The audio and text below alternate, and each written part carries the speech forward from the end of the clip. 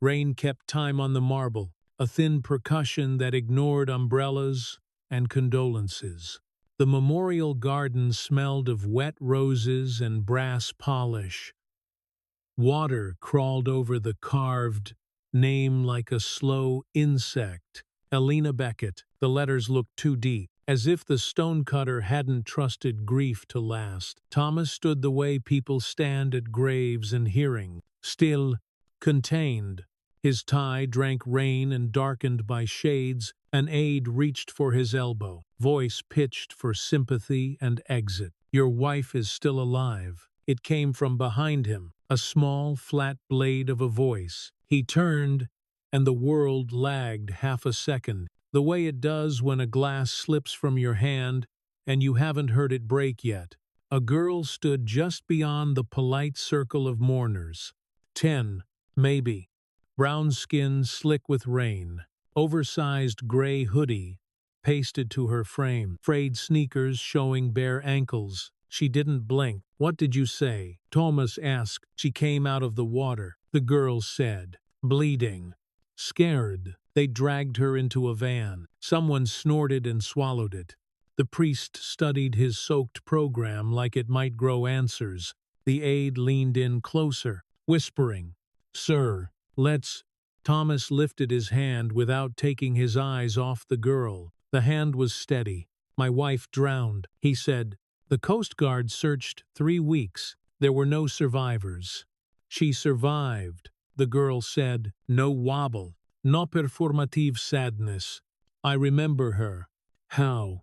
The girl splayed her left hand and drew a wet finger from elbow to wrist.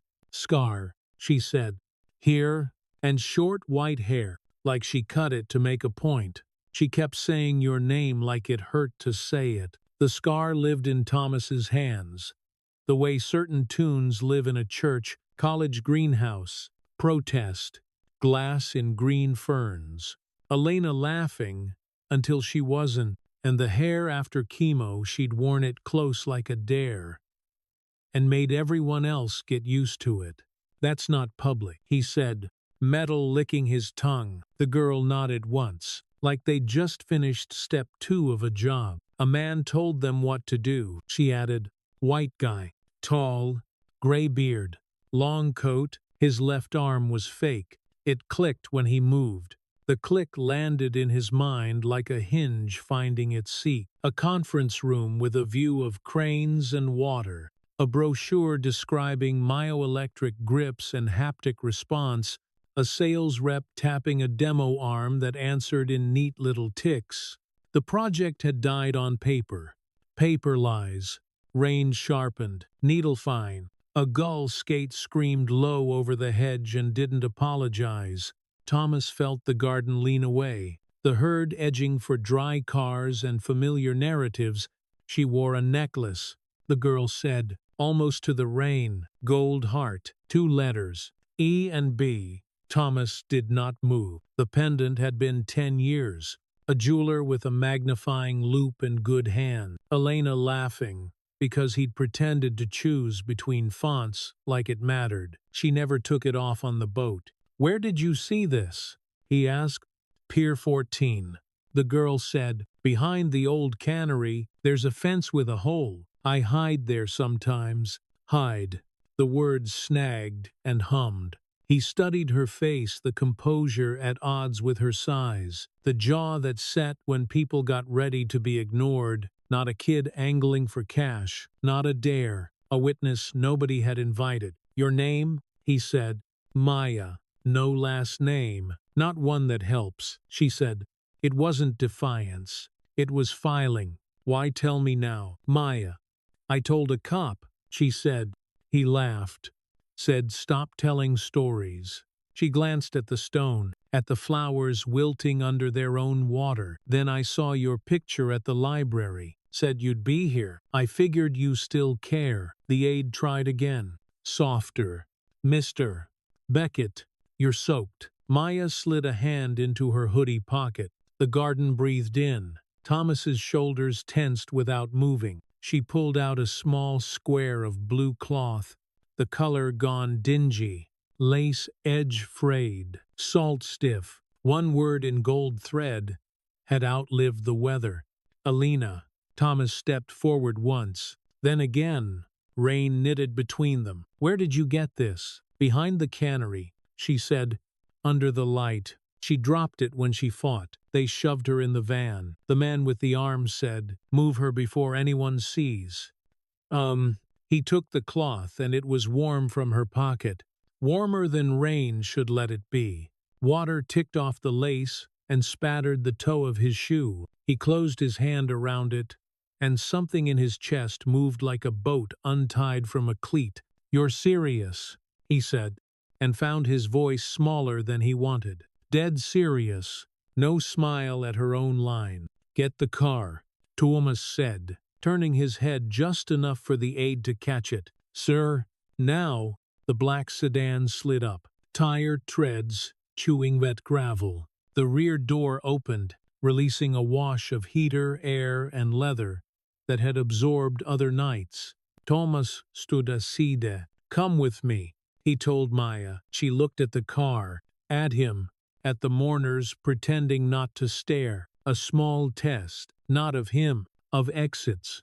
If what you're saying is true, he said, I need your help to bring her back. She climbed in. The door thumped shut, and the garden turned into a painting through wet glass. Wipers began their metronome. Engine heat climbed and rinsed the cold from their hands. They didn't speak for a block. City lights smeared on the windshield. Steam ganged up on restaurant windows. A bus hissed. The wipers clapped through and left the world briefly clean. Where exactly? Thomas said. Pier 14.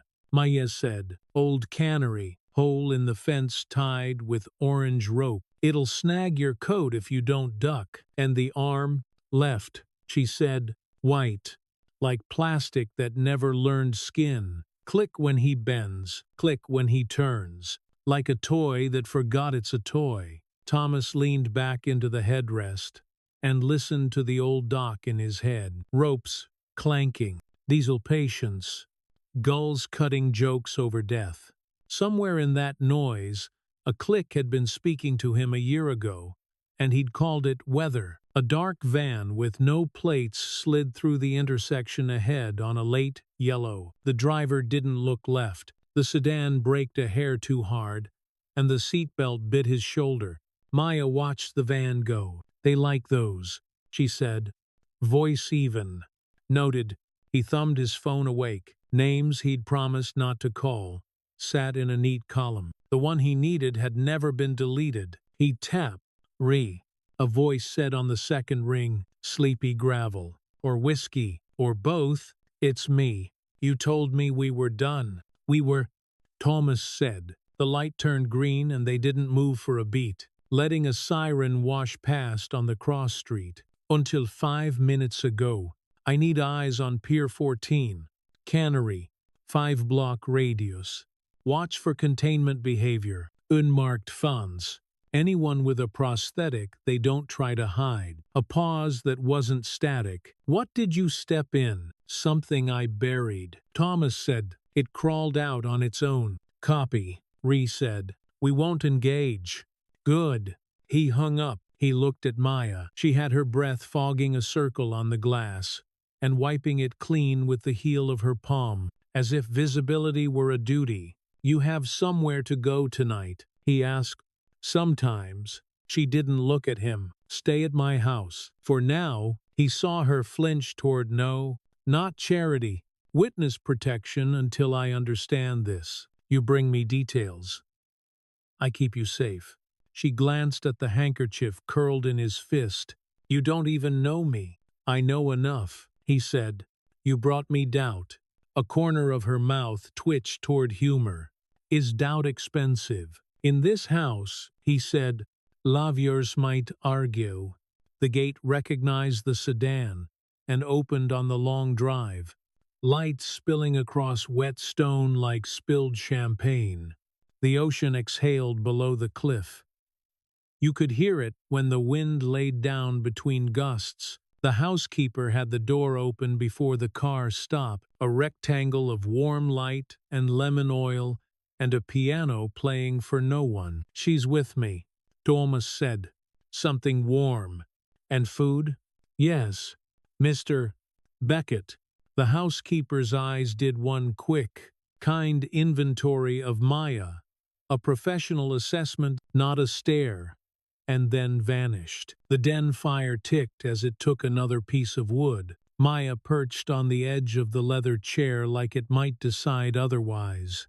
Her hands stayed buried in the hoodie pouch, thumbs tucked away. Boxers keep their nerves close.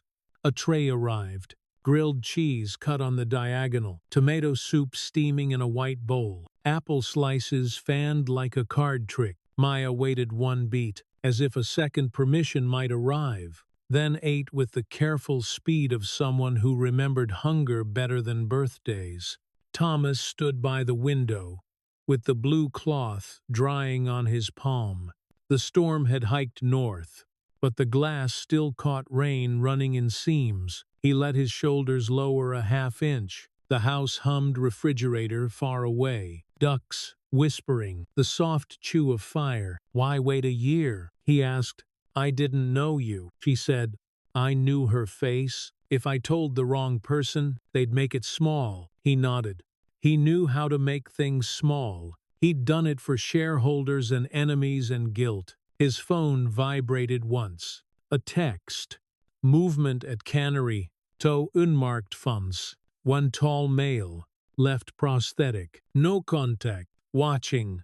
R. Thomas looked at Maya. "We start with your story," he said. "Every detail. Nothing is too small. Then I put people where you stood. Do you believe me now?" she asked. "I believe enough to be dangerous," he said. "So I need you to be brave twice. Once was today," she said. "When's the second?" "Soon," he said. At the fence, she pulled her knees up and watched the fire like it owed her an answer. He watched the black outside the window. The handkerchief warmed under his thumb, gold thread catching the light. A small, stubborn sun in a wet world. Down on the coastal road, a gray raincoat sat behind the wheel of a parked sedan and lifted binoculars to the lit windows. The man adjusted the focus until rooms snapped into rectangles. His hand slid into his coat and tapped a device. The line clicked and opened. "They've made contact," he said.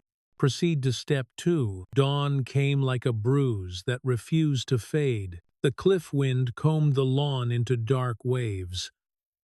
Salt threaded the air and got under the doors. Somewhere below, the Pacific kept its metronome. Inside, the house woke in stages. Boiler ticking awake, vents shouldering warm air into corners. The soft drag of a mop on tile far down the hall. Maya stood barefoot on cold walnut, one palm on the doorframe of the den like she might need to brace. Her hoodie, now laundered, hung from a brass hook. The shirt she wore was too big housekeeper's spare, but it was clean, and it smelled faintly of lemon and sunlight that the morning hadn't yet earned. Thomas set a mug on the low table and pushed it toward her. Earl Grey. Honey. A wedge of lemon he'd cut too thick. He was still in last night's shirt. Sleeves rolled. Tea gone. The blue handkerchief lay beside the mug. Dry now. The gold thread flashing. When the fire broke into a brighter crackle. "You'll eat first," he said. Not a question. She looked from the mug to him. Judging the distance between instruction and care, she took the tea, fingers wrapping around heat like they'd been waiting for it. A knock reached the house in pieces. Front gate. Front door. Then the far-off sound of soles on stone. The housekeeper arrived with a tray, eggs folded pale, toasted bias, a square of butter not yet giving in. A second pair of footsteps followed, heavier, the kind that knew where not to creak, refilled the doorway like a weather change. Beard a day too long, parka shoulders carrying a print of last night's rain, a hard case gripped in his left hand the way some men hold a past. His right eye always looked a fraction more awake than the left. The Navy had given him that, and a list of places where jokes don't help. "Good morning," he said. It didn't sound like a vote.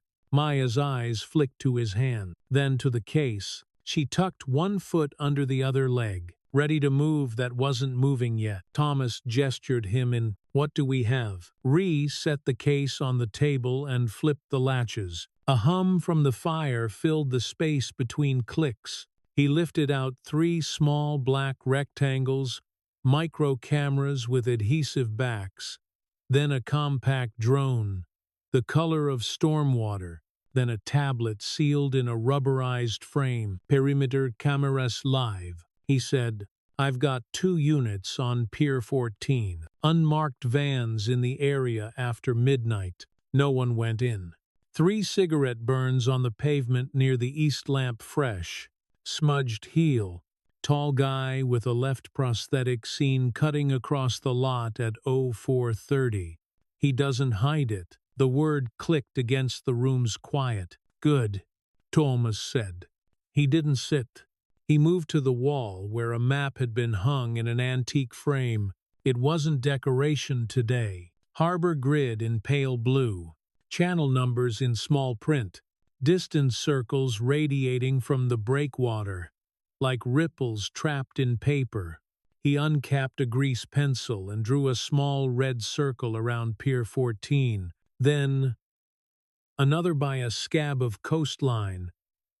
The locals called Deadman's Bluff. Maya ate with a careful focus, eyes moving between men, map, and the fire's bend. When she set her fork down, Thomas noticed how she lined it parallel to the knife. Someone had taught her order, or she had taught it to herself. "Why that bluff?" Ree asked, reading Thomas's pencil more than his posture. "Because it's where currents push anything that shouldn't be found," Thomas said. "And because once, a man tried to sell me a device for a problem I didn't believe existed."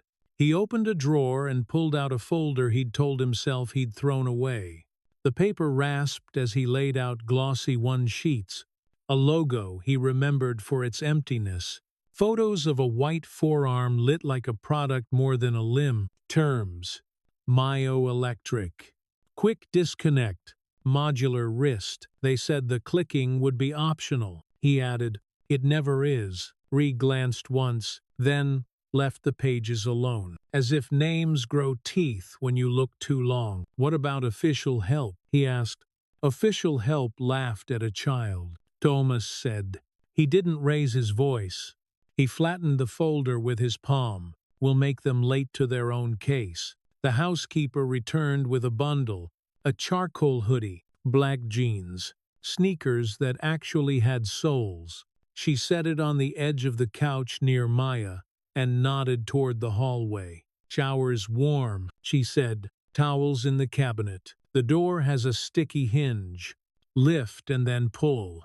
A hinge, a small, mechanical truth that needed handling or it would confess you every time. Maya stood, fingers brushing the blue handkerchief as if by accident. "If I shower," she said, testing the shape of negotiation, "you still take me with you." Thomas met her eyes. "You're my memory on the ground," he said. "We move with it." She nodded, small, like someone agreeing to stand weight-bearing for a few hours. She disappeared down the hall, her steps light and even. The sound of the shower starting came through the house as a white hiss, then steadied. The sticky hinge whispered its complaint. She lifted, then pulled. Ree watched the hall a beat longer than necessary. "You sure?" he asked. "No," Thomas said, "but we're out of sure." He signed a few papers on the kitchen island while she washed witness intake forms for his private security team. A consent to temporary guardianship drafted by a lawyer who worked faster than conscience. An NDA, tailored to reassure no one, and by time. He initialed over each line, like the habit could stand in for sleep. Maya returned in a hoodie that fit and jeans that didn't threaten to quit. The new sneakers made no sound. She had pulled her hair back with a simple band. revealing a face that had the softness of childhood and the posture of someone bracing for adults. Thomas slid a small black square across the table. "GPS beacon," he said. "Clip it inside your waist. If you lose it, you yell. If you can't yell, you run to where you can yell." She turned it over in her palm, weighed it, then clipped it without drama. "What if they see me?" she asked. "Then they see me too," he said. Reclosed the case, the latches snapping in a clean pair. "We take the East Road," he said. "Traffic's light this early. Fog sits lower down there. We'll have cover. I want to roll by the cannery first, not stop, then circle back on foot." "Do it," Thomas said. He slid the blue handkerchief into his inner pocket, the fabric whispering against lining. He didn't look at it when he did. He didn't need to. They moved. The house wrapped behind them. A lamp turned off. The fire set to a safe burn. Outside, breath made small ghosts in the air. The sedan waited, warmer than the morning had any right to be. As the gate opened, a security drone lifted from its nest and drifted up into the dawn. A quiet eye that didn't blink. They took the East Road. Fog sat in the folds of the city like wool. Streetlights still wore their night color. A street sweeper hummed past, its brushes hissing like serpents against asphalt. Thomas watched the sidewalks for vans, for faces turned the wrong way, for mistakes. Years of boardrooms had taught him the quiet tells of people preparing to lie. Maya kept her gaze forward, not on the window this time, but on the seam where dashboard met glass, as if horizon lines mattered more when they were close. "Tell me everything between the fence and the van," Thomas said slowly. She did.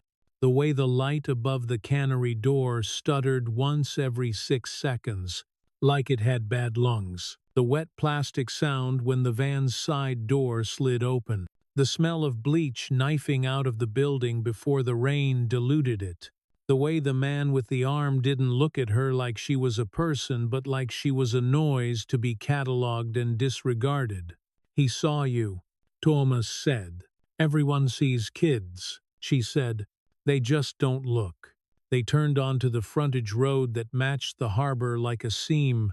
The cannery hulked ahead, its sign a ghost against corrugated flank. "New England Seafood Company," windows black. No birds.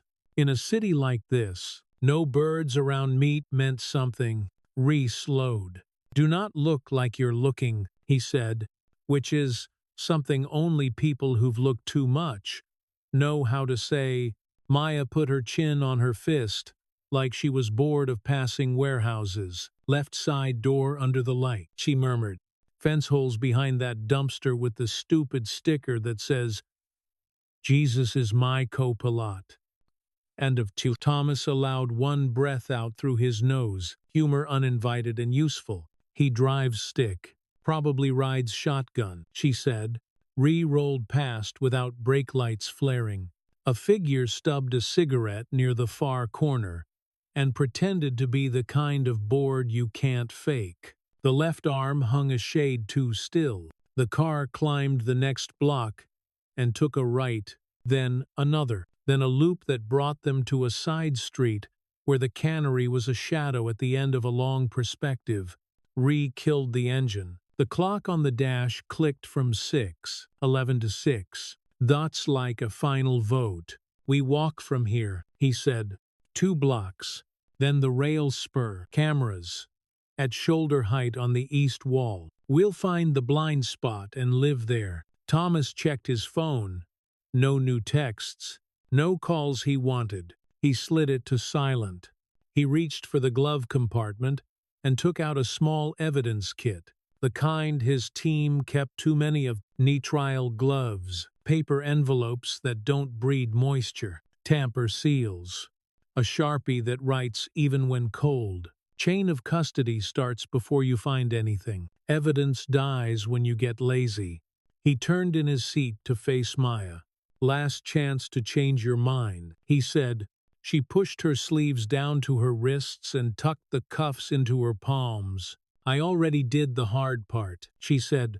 I spoke. They stepped out into fog that softened lines and made the world's edges kind. Diesel breath drifted up from the harbor, warming nothing. A gull stood on a streetlight and regarded them like a foreman. They walked, shoes quiet, air cold enough to sting the inside of the nose. Thomas rolled his shoulders once to find the shape of his body in this weather.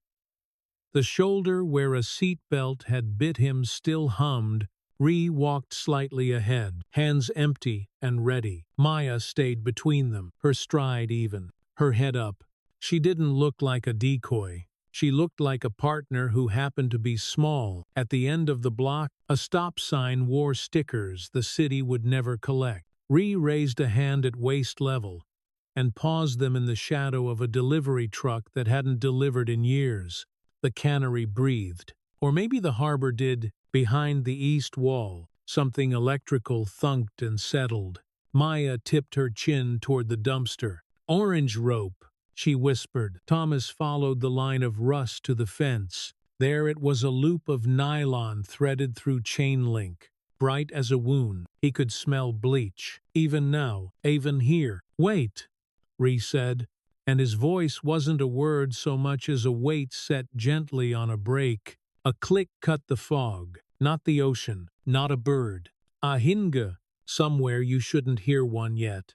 Ree's palm hovered, stilling them in the lee of the dead delivery truck. The fog sifted around their ankles, cool and damp, and the cannery's corrugated skin held a low hum like a throat clearing. The click came again, faint, metallic, left side of the lot. Not wind. Thomas let his breath out in a thread. He felt the blue handkerchief against his ribs, warm where his body kept arguing with the morning. He pointed 2 fingers eyes. "Dumpster, fence." And Ree answered with a nod you could miss if you wanted to. They crossed in a diagonal that made them nothing to cameras angled for straight lines. Shoes silent, hands empty. Maya moved when they moved and stopped when they stopped, her gaze hitting every place a kid learns to look when adults forget to. At the dumpster, the sticker about co-pilots peeled at one corner, black mold feathering the glue. Maya squatted and lifted the orange rope just enough to show the gap she'd promised. The chain link bit her sleeve. Thomas slid gloved fingers into the opening and felt the metal kiss latex. Cold, grit, the scent of bleach reached full voice, a sharp spear under the softer rot of fish that no longer came here. "Count 6, then go," Ree murmured, eyes on the east door, light cycles slow. The security lamp coughed and went dim like a smoker finding his place. Ree moved on 4, not 6, and that's why he was alive. They slipped through the fence one by one and flattened against the wall, then followed the seam of brick to a rear service door with a new padlock that didn't match the rust. Maya touched the door with 2 fingers, just above the latch. "Like you thank an animal you're about to ask for work." Thomas felt it in his chest anyway. Small ritual to tip luck. Ree produced a lock bypass from his parka sleeve and fed its tongue into the hasp. The metal whispered. The padlock cocked its head like it had heard a joke, then gave up. Inside, darkness smelled like mildewed rope and lemon cleaner trying too hard. Thomas slid the door, only wide enough for ribs. They entered single file. The door eased shut behind them, and the building took its breath back. It wasn't quiet.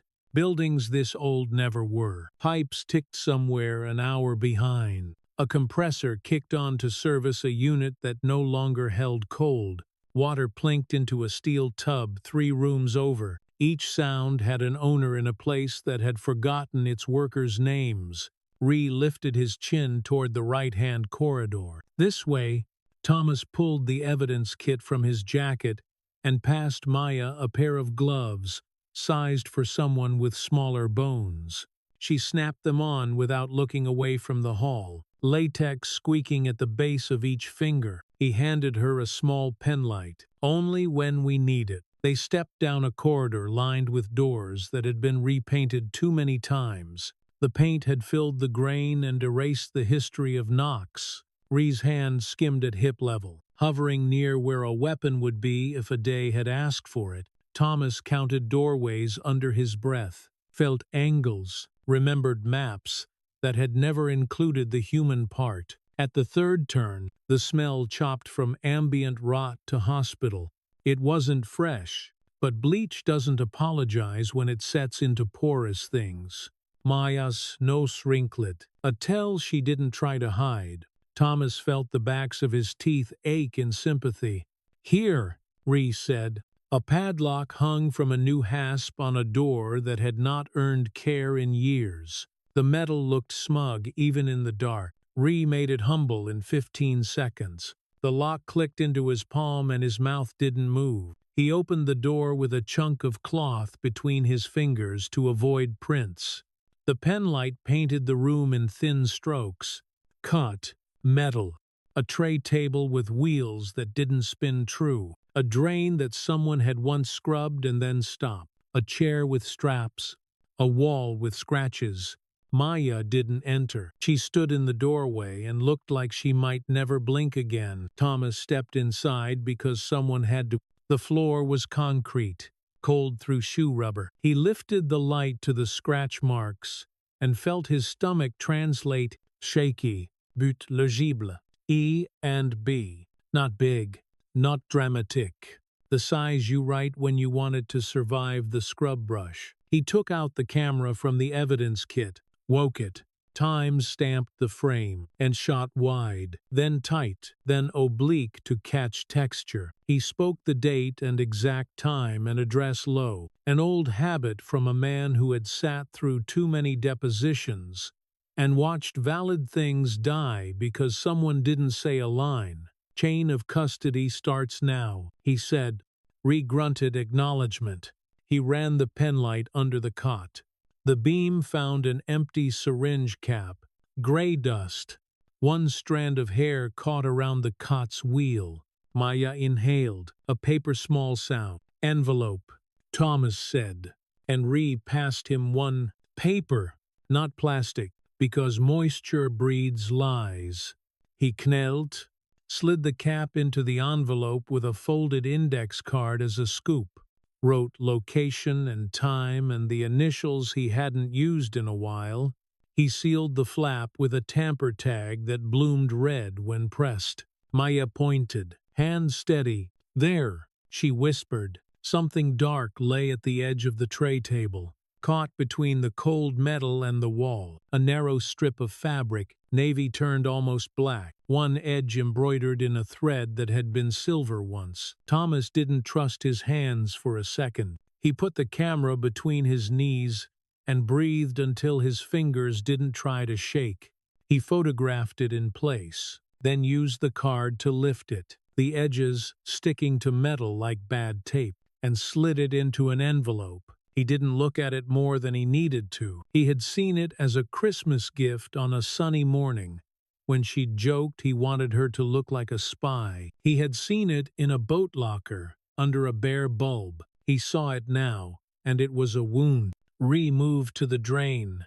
Rust jawed the lip. He shot the grate to the side with a screwdriver and squatted. The light found a smudge, like someone had tried to polish something that wasn't metal. He lifted an expression that said a dozen things and boarded none of them. "Blood here once," he said, "not fresh enough to help us. But there," the click sounded again, closer now.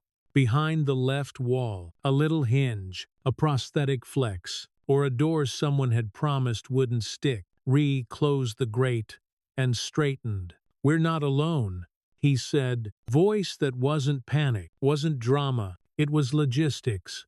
Thomas killed the penlight. He counted, then let the dark teach him the room again. The building clicked back. Somewhere, a compressor sobbed into off. A footstep scuffed on concrete that didn't live here. Maya leaned in so close to the door jamb that the wood touched her shoulder, an anchor for the body. Options, Thomas whispered. Out the way we came, Ree said. No shame in it. Or deeper, where we don't know the exits. Thomas felt the handkerchief against his chest like a pilot light. We came for what's past. We don't get Elena today. He swallowed a memory that had teeth. We get proof that she was. Maya's hand rose. 2 fingers. Wait. The step outside passed. Another followed. Farther. The rhythm wrong for fatigue. The building exhaled that same long exhale. A door latched somewhere. Ree opened the room's door a thumb width and listened. His shoulders dropped a fraction. Clear for now, he said. We go. They backtracked through the corridor where the paint had buried history, stepping where their own prints would look like old ones. At the service door, Ree peered through the crack into fog that had decided to thin. The yard looked more honest in the morning. It also looked more watched. 2 at the south corner, he said, almost not moving his lips. 1 by the east lamp. That's our left. Clicker, Thomas asked. Can't see, Ree said. But height matches. Thomas's palms went dry in the way that lets you grip when you need to. He glanced at Maya. She had tucked her chin an inch, ready to run, not ready to flee. You don't break first, he said, which to anyone else might sound like a rule. To her it landed as confidence. Good, she said. I didn't bring sprinting shoes. Ree looked like he wanted to smile and told his mouth, no. On my count, he said. We move along the wall. Dumpster to fence. If we're lucky, they're watching the gate. And if we're not, Thomas asked, then they deserve what they get, Ree said softly. He slid the door and they went. Fog took them to the dumpster. The sticker's corner flapped once, a hand missing a glove. Footsteps on the far side of the lot turned toward the sound a gull made when it lifted. The security lamp wheezed and brightened. The moment to be small was now. Maya dropped first, sliding under the orange rope loop like it had been measured for her. Thomas followed, the chain link nipping his jacket, the handkerchief biting his chest. Ree came last and pulled the rope back into the same knot with the same sloppiness it had learned months ago. They kept low along the building's shadow and broke into a walk that read, I belong here to any camera that favored narrative over detail. At the corner, a shadow separated from the wall. Tall, coat, left arm too still.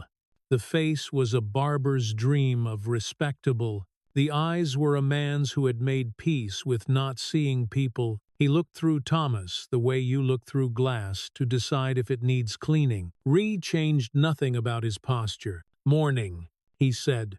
Casual. You boys open. I need a crate of cilantro that thinks it's lobster. The man's mouth understood the words and rejected them as unhelpful. He turned his head, and the left sleeve clicked. Small, precise. A hinga confessing. They kept walking. Maya's hand brushed Thomas's, not to hold. To count beats. 1, 2. The lot stretched, then snapped back. The street arrived, and then the corner, and then the parked car that had never delivered.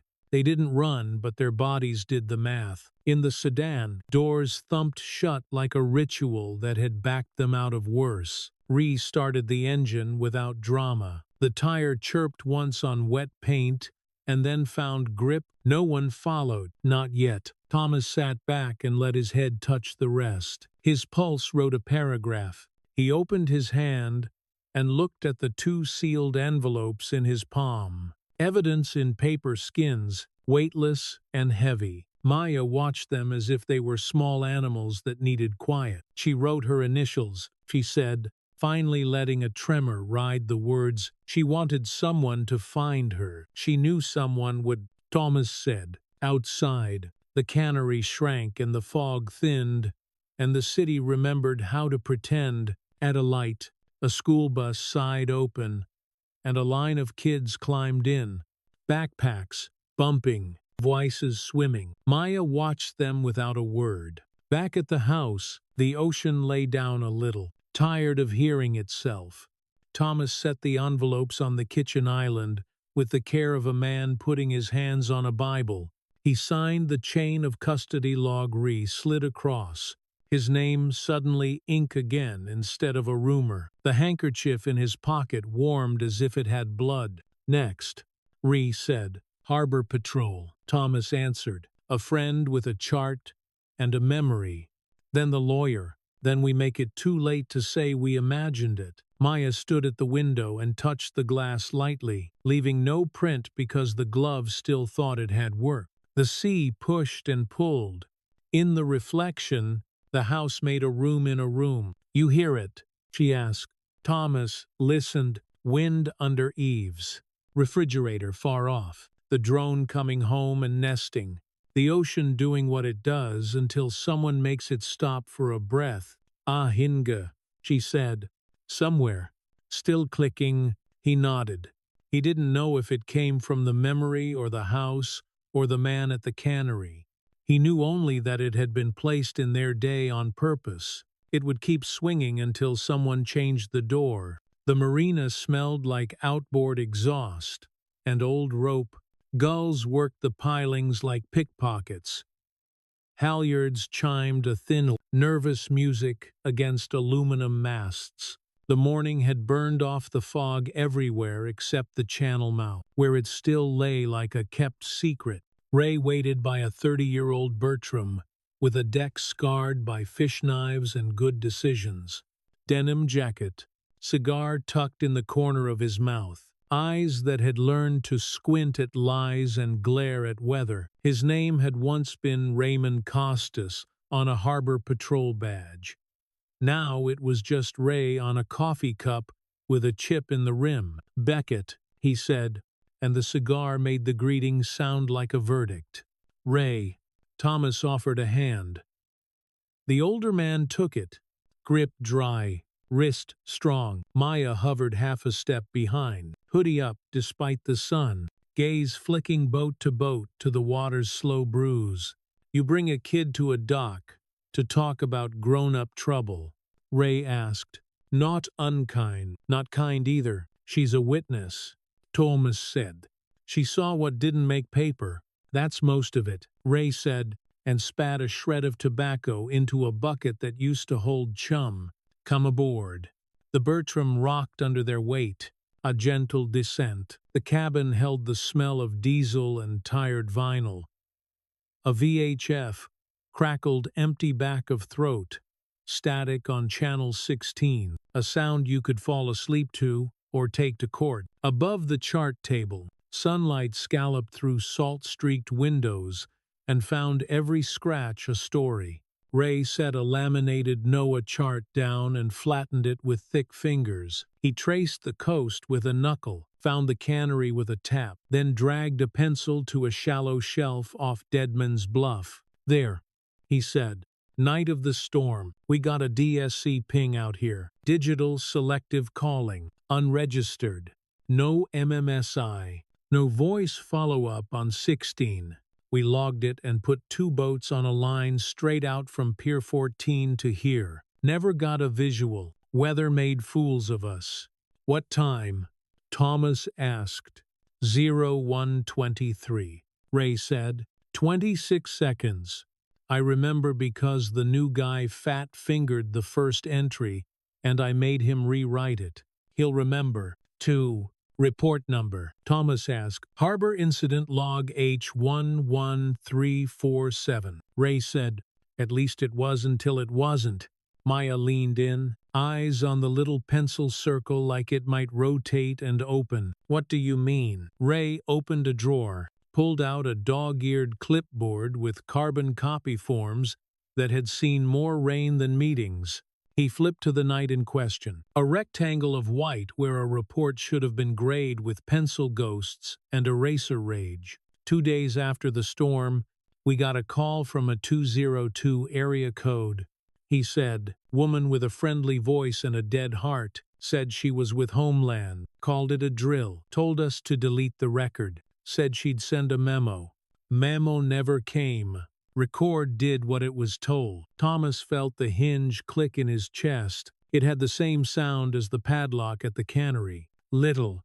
Final. You have anyone who remembers that call? Everybody does. Ray said. You don't forget the first time you're told. The ocean didn't say what you heard. Copy of the log before the deletion. Thomas pressed. Ray smiled with only half his mouth. You married a reporter, he said.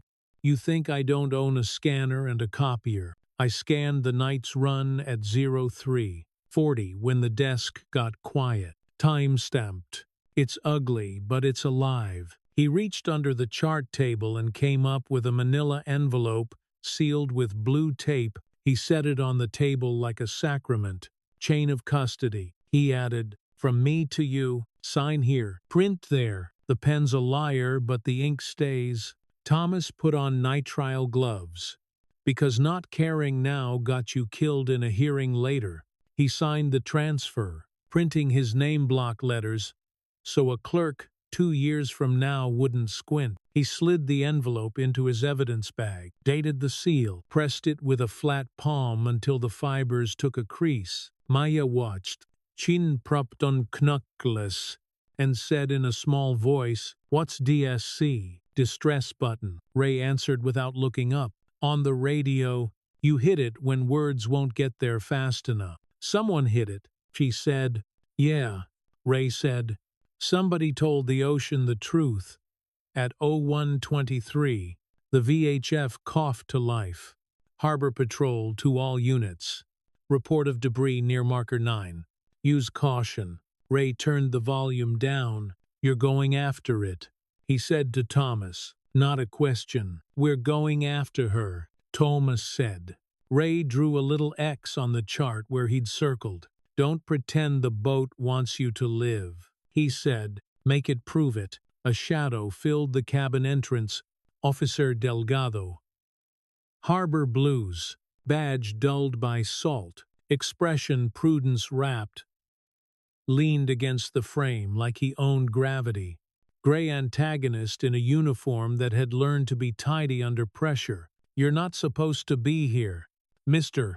Beckett, Delgado said. Public doc. Sure. Private conversations about deleted thing. Less sure. Ray didn't turn. It's my slip, he said. He brought donuts yesterday. Delgado looked at Maya, then at the manila envelope, then at Thomas. Report says you're grieving, he said. Grief makes people misremember. Grief makes people remember what matters, Thomas said. And do paperwork. Delgado's eyes flicked to the chain of custody form with its fresh ink. He wasn't blind, and he wasn't slow. He was something worse for an enemy. Conflicted. If you take that envelope, you'll need to secure it properly, he said. Airtight. Fireproof. Off-site. Don't keep it where you sleep. Why? Maya asked. Because men who make calls from 202 don't knock, Delgado said. He stepped back onto the dock, neutral again. Have a blessed day. Ray watched him go. He'll decide which side he's on when he sees who's winning, he said.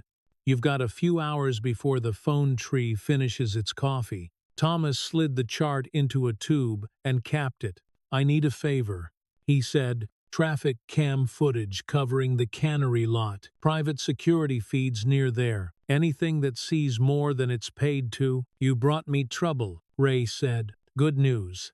I like trouble that knows my name. He scribbled 2 street addresses and a name on a scrap of paper, tore it off, and set it by Maya's elbow. Knock on those doors, he told her. Tell them Ray from Slip 17 says their cameras drift left. They'll know what it means. Maya tucked the scrap into her hoodie sleeve like a talisman. The sleeve caught a burr on the chart table. Little sound, little click. She freed it without looking down. They left the marina to the gulls and their lawsuits. The wind had freshened and taken the easy with it. The sedan tasted like its own heater. Thomas cracked a window and let cold onto his face. Next stop, Ree asked from behind the wheel. He'd been quiet on the dock, eyes doing more work than his mouth. Counsel, Thomas said. We get what we saw into papers that start clock. Affidavit from Maya. Affidavit from Ray. Notice of preservation to Harbor Patrol. City IT. The cannery's owners. Spoliation letters to the network we can't yet name. Fun morning, Ree said. You bring coffee to your attorney? Or just fire? Both. Thomas checked the mirror. A dark sedan peeled off 2 blocks back. Unhurried. Not tailing. Not tailing. At the law office, glass made a vertical ocean out of other buildings. The conference room had the cold confidence of a place that had never hosted grief. Thomas's attorney, Alana Cho, shook hands with a pressure calibrated for juries and opponents. She listened without interrupting, asked 2 questions that made their throats dry, then turned to Maya. We'll do this careful, she said. Your statement in your word. No leading. If you don't know, you say you don't know. If you remember, you give detail we can verify. Maya nodded, hands under the table, fingers laced so tight her knuckles shone. Alana set a recorder on the table and read a time and date and her bar number into the room. Maya spoke, channel 16. Static in a memory that wasn't hers. The champagne drip of rain on marble, the wet plastic sound of a van door, the click of a hinge that didn't want to be there, the gold thread of a name pulled out of water and brought into light. Alana's pen barely moved. When it was done, Alana slid 2 documents across, one for Maya's signature, one for Ray's affidavit that would get notarized long before someone started denying notaries existed. We'll file a motion to preserve all digital media within a quarter-mile radius of the cannery, she said. Traffic cams, private feeds, anything with a lens, we'll send it certified and we'll ask for a protective order. It won't stop a smash and grab, but it makes smashing a felony with paperwork attached. Bureaucrats hate paperwork. Outside, the dark sedan idled by a hydrant long enough to get a parking ticket in any fair city. It did not get a ticket. Back at the house, the day had the bleached glare of sun on water and a sky with nothing to hide behind. The security monitors showed the usual: a jogger counting to forget, a dog walking a neighbor, a delivery van with a smile that had learned to be a logo, plus a man in a gray raincoat 3 houses down who pretended the ocean was more interesting than glass. Reinstalled 2 additional cameras in the eaves, adhesives, but anchored as if a wind would try to be clever. We're being read, he said. They want us to know it. Then we'll write back, Thomas said. He carried the Harbor Patrol envelope down to the basement vault, a room that smelled like desiccant and old leather. He placed the envelope in a fireproof drawer, locked it, then locked the room, then made the lock look like it had never been touched. He photographed the drawer and the room and texted the images to Alana and Ray. Subject line: custody, with the time stamped by a phone that had location services turned off, and a Faraday sleeve waiting upstairs. Maya stood at the sliding door looking out over the cliff. The wind lifted her hair and gave it shapes the morning didn't earn. She wasn't touching the glass now. She just watched. You okay? Thomas asked. She blew out a breath. They told you to forget, she said, and you almost did. He didn't reach for an answer that would make him sound better than he was. I did, he said, a little, every day. Then don't, she said. A chime sounded in the office. Motion alert. Ree glanced at the monitor and swore under his breath. The study door, which had been closed, was open a fraction. No one from their side had walked that hall in the last hour. Ree drew nothing from his jacket but his posture. He moved fast and quiet down the hall, Thomas on his shoulder, Maya behind because she wouldn't be anywhere else. The study smelled like paper and dust warmed by sun. A drawer in the desk sat half an inch proud. It had been flush this morning. Someone had learned the code. Someone had a key. On the desk blotter, a single photograph lay face up, black and white. A schoolyard. A girl of 12 in a second-hand jacket, smiling like she hadn't learned yet to ration it. A red circle bled around her face. Below, typed neat, clean the mistake. Maya's breath hiccuped and then didn't. She picked up the photo with gloved fingers and held it at arm's length like a snake you respect. Her voice came low and precise. They saw me before I saw them. They do that, Ree said. Thomas felt the house tilt and settle, a boat waking to someone else moving. He looked at the study door's hinge. The top screw had backed out a hair. A tiny brass crescent shone where paint had chipped under torque. The hinge made no sound now, but he heard it anyway. A small click, placed like a signature. He put the photograph in an evidence envelope and wrote the date as if writing it would anchor the day to a place the wind could not take. Then he looked at the cliff and the sea, and in the long sheet of light, he saw the line he wouldn't cross again. "We go loud," he said. "Next move, they hear it coming." The service road cut through salt grass and scrub, a dark seam stitched to the coastline. No street lights, just the moon sawn thin, and a wind that pushed the SUV sideways in small, irritated nudges. In the back, cases were buckled down like passengers who'd stopped arguing with turbulence. Medkit, bolt cutters wrapped in rags, an evidence box with tamper tags that already knew their work. Ree drove with both hands low, radio in his left ear, eyes on the shoulder, where traps get set. "Thermal shows 3 moving," he said. "1 static heat signature, human-sized, dead center. Could be a decoy, could be our reason." "Say her name," Maya said from the second row. Her voice didn't ask permission to be in the plan. "Say it so we don't pretend it's just a signature." "And Ilana," Thomas said. "Quiet, stable." He let the syllables click in his chest, like a hinge that had decided which side to hold. They killed lights a quarter-mile out and rolled the last distance on brake and gravity. The depot rose out of salt fog and corrugated shadow, an anonymous rectangle with a personality problem. No sign, no markings, the kind of building a city forgets to count. A single security lamp flickered over the loading bay and hummed with the patience of broken things. Ree parked nose out behind a berm of stacked pallets. The drone came out of its case like a patient bird.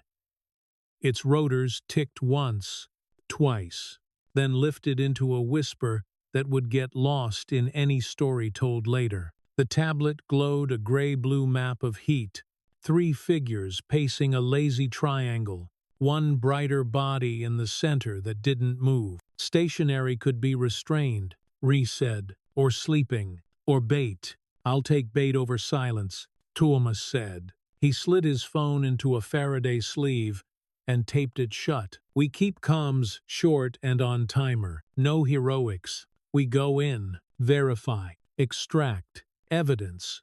If we can do it without dying, copy," Ree said. He handed Maya a headset and a small transmitter already programmed to a push-to-talk. "You watch from the van," he told her. "You are our air traffic control. If a car sneezes, you tell us what kind of cold it has. I want to go inside," she said.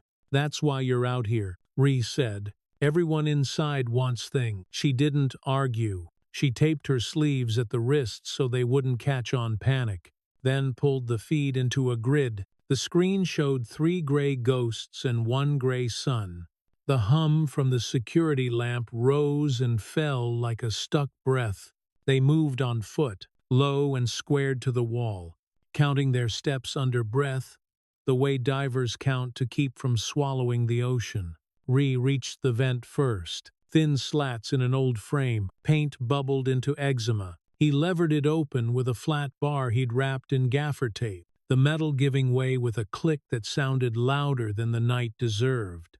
Inside, the air was stale with salt and bleach and rusted rain. The crawl space narrowed to 30 inches, and a decision. Thomas went second. Chest pressed to steel ribs, breath shallow so it wouldn't echo. His shoulder kissed a screwhead and came away stung. He kept moving. At the first grate, Ree fed a fiber camera over the lip and panned. A room breathed back at them in low-sodium light. Concrete floor, plastic sheeting stapled to walls, a hospital cot that had learned compromise, a man with his back to them, gray coat hung on a chair, head slightly cocked, like he was listening to his own ideas talk, left arm stiff, the sleeve too clean, prosthetic. Ree breathed. Clicks on movement. Gideon Price, Thomas said. The name, sandpapering his throat on the way out, or whatever he's calling himself now. The camera tipped left. A woman in the chair, taped at wrists, ducked over her mouth, air-cropped clothes, platinum under the bad light. Head tilted down like sleep had found her with a bill. Thomas felt something tilt in him, and then set, like a boat correcting. Identify, Ree said. The scar. Thomas managed.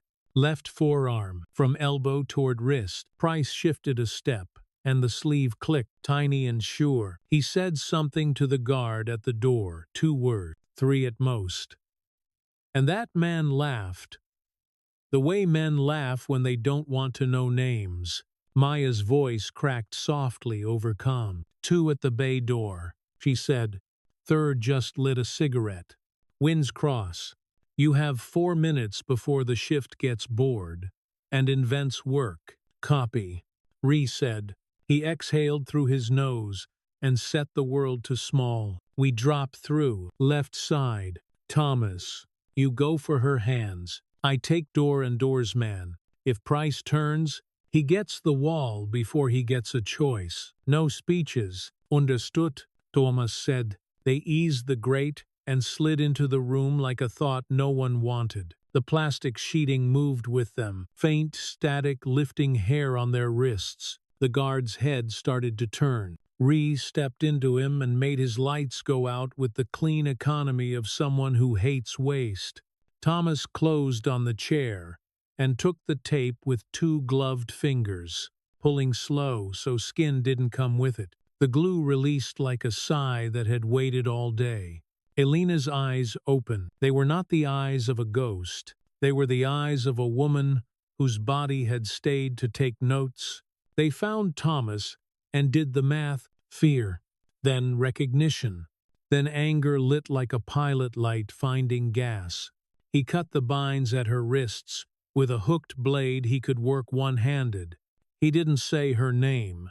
Names are promises in rooms like this. She leaned forward, shoulders shuddering once, breath catching on the rib where someone had made a wrong decision. Price turned. The left sleeve clicked, echo small and surgical. His face carried the reputable geometry of a consultant who slips through security lobbies, unsearched, his mouth shaped into surprise, and then something amused that thought it was smarter than surprise. You're late, he said. Ree didn't answer. He moved. Price was faster than his age wanted to be. He pulled a pistol from a magnetic holster under the tray and leveled it too high. The shot cracked fluorescent into shrapnel and drenched the room in glass. Thomas covered Elena with his body and felt little hits across his back. Old glass singing its small, ugly song. Maya's voice came again, tension riding ragged at the edges. 2 breaking toward the inner hall. She said, You've got company in 2 minutes. Maybe less. Out the way we came. Ree snapped. Thomas, move. Elena stood because standing is a decision before it is a skill. Her knees argued. She set them straight. Thomas tucked under her arm and felt bone and strength and the shaking of adrenaline asking for rent. They crossed the room in half-crouch, crunching glass soft as ice on old whiskey. Price fired again, and the bullet slit plastic and turned it into confetti. The slug hit the cinder block with a wet clink and died. Ree put him into the wall with a shoulder and a knee and took the gun from a grip that didn't relax. He didn't celebrate. He pressed the weapon back into Price's chest and then took it away again, because humiliation sometimes buys you seconds later. "Let me give you a memo," Price said through teeth. "You will not like what rescue costs. And voice me," Ree said, and jammed the vent grate aside. They lifted Elena into the crawl space first, her palms finding steel with a surety that came from not blaming railings for being where they were. Thomas followed, then Ree. Behind them, shoes skidded into the room, and voices hit walls with authority. Someone shouted, "Left," and someone else answered with "clear," and then no one was any of those things. The crawl space shuddered when a body hit the grate. Elena didn't flinch. She kept moving. The drone's feed jumped on Maya's screen and settled, then jumped again with a blur of bodies that weren't on payroll. "South Bay," she said. "2 more. Truck just turned off the service road. You have 90 seconds before headlights make truths." Ree dropped from the duct into a storage room that smelled like cardboard and money laundered through shipping labels. He kicked a doorstop into a position doorstops dream about, and shouldered the exit open to a loading dock that pretended to be asleep. Outside, the night made their breath into little flags. The wind took statements and spun them into mist. Thomas helped Elena to the edge where a ladder waited, metal cold enough to make fingers choose. She took it like she had always climbed things in the dark. Halfway down, her knee buckled. Thomas's hand shot to her wrist, and he felt the raised line of old glass under skin. The scar he could have traced with his eyes closed in summer. They hit asphalt together. Ree already had the van coming around, its headlights off, and its engine speaking in a throat it didn't own. Somewhere inside, a hinge clicked, or a gun was racked, or the world cleared its throat. "Go," Maya said. "Right now?" The van door slid, and they spilled in. Ree threw it into a turn so tight the tires wrote a memo the county could read tomorrow. A round snapped the rear glass and turned it to powder. Safety glass flowers blossomed across their jackets and fell without cutting. Elena exhaled a laugh that believed none of this and believed all of it. They took the service road at a speed that offended the map. The truck at the depot gate hesitated like it had misread the script. Its headlights washed the van's side and painted them into silhouettes of people who had chosen to live. "Status," Ree said, eyes eating mirrors. "Clear for now," Maya said, and then she swallowed and said the thing that needed saying. "Hi, Elena." Elena lifted her head and found the voice like you find a line in a song you used to hum washing dishes. She smiled small, crooked, private. "You drew me," she said. Maya huffed something like a laugh. "Badly." "It was right enough," Elena said. She pressed the heel of her palm to her left rib and winced a wince that didn't ask for permission. "You got the room." Thomas looked at the evidence box, where 2 envelopes sat like restrained animals. He laid a hand on the lid. "We did." "Good," Elena said. "Then we have their future." They drove without headlights until the road gave back their digits. The van smelled like glass dust and duct tape, and the copper skin smell of fear exiting the body. Thomas looked at Elena's profile in the dash glow and noted every change the year had made: the new planes in the cheek, the strength in the set of her mouth, the eyes that had thrown away their permission slips. He didn't touch her face. He didn't say, "We thought you were dead." He didn't promise anything he couldn't subpoena. Maya slid closer and, without drama, pulled the blanket from under the bench and set it across Elena's lap. The wool rasped softly. Elena's hand landed on the fabric and stayed. At the edge of the city, a traffic light turned red for no one and held it anyway. Ree rolled through and nobody argued. In the distance, the ocean lifted itself and put itself back down. It did not change its mind. Elena leaned her head back and looked at the van's ceiling like it might offer constellations.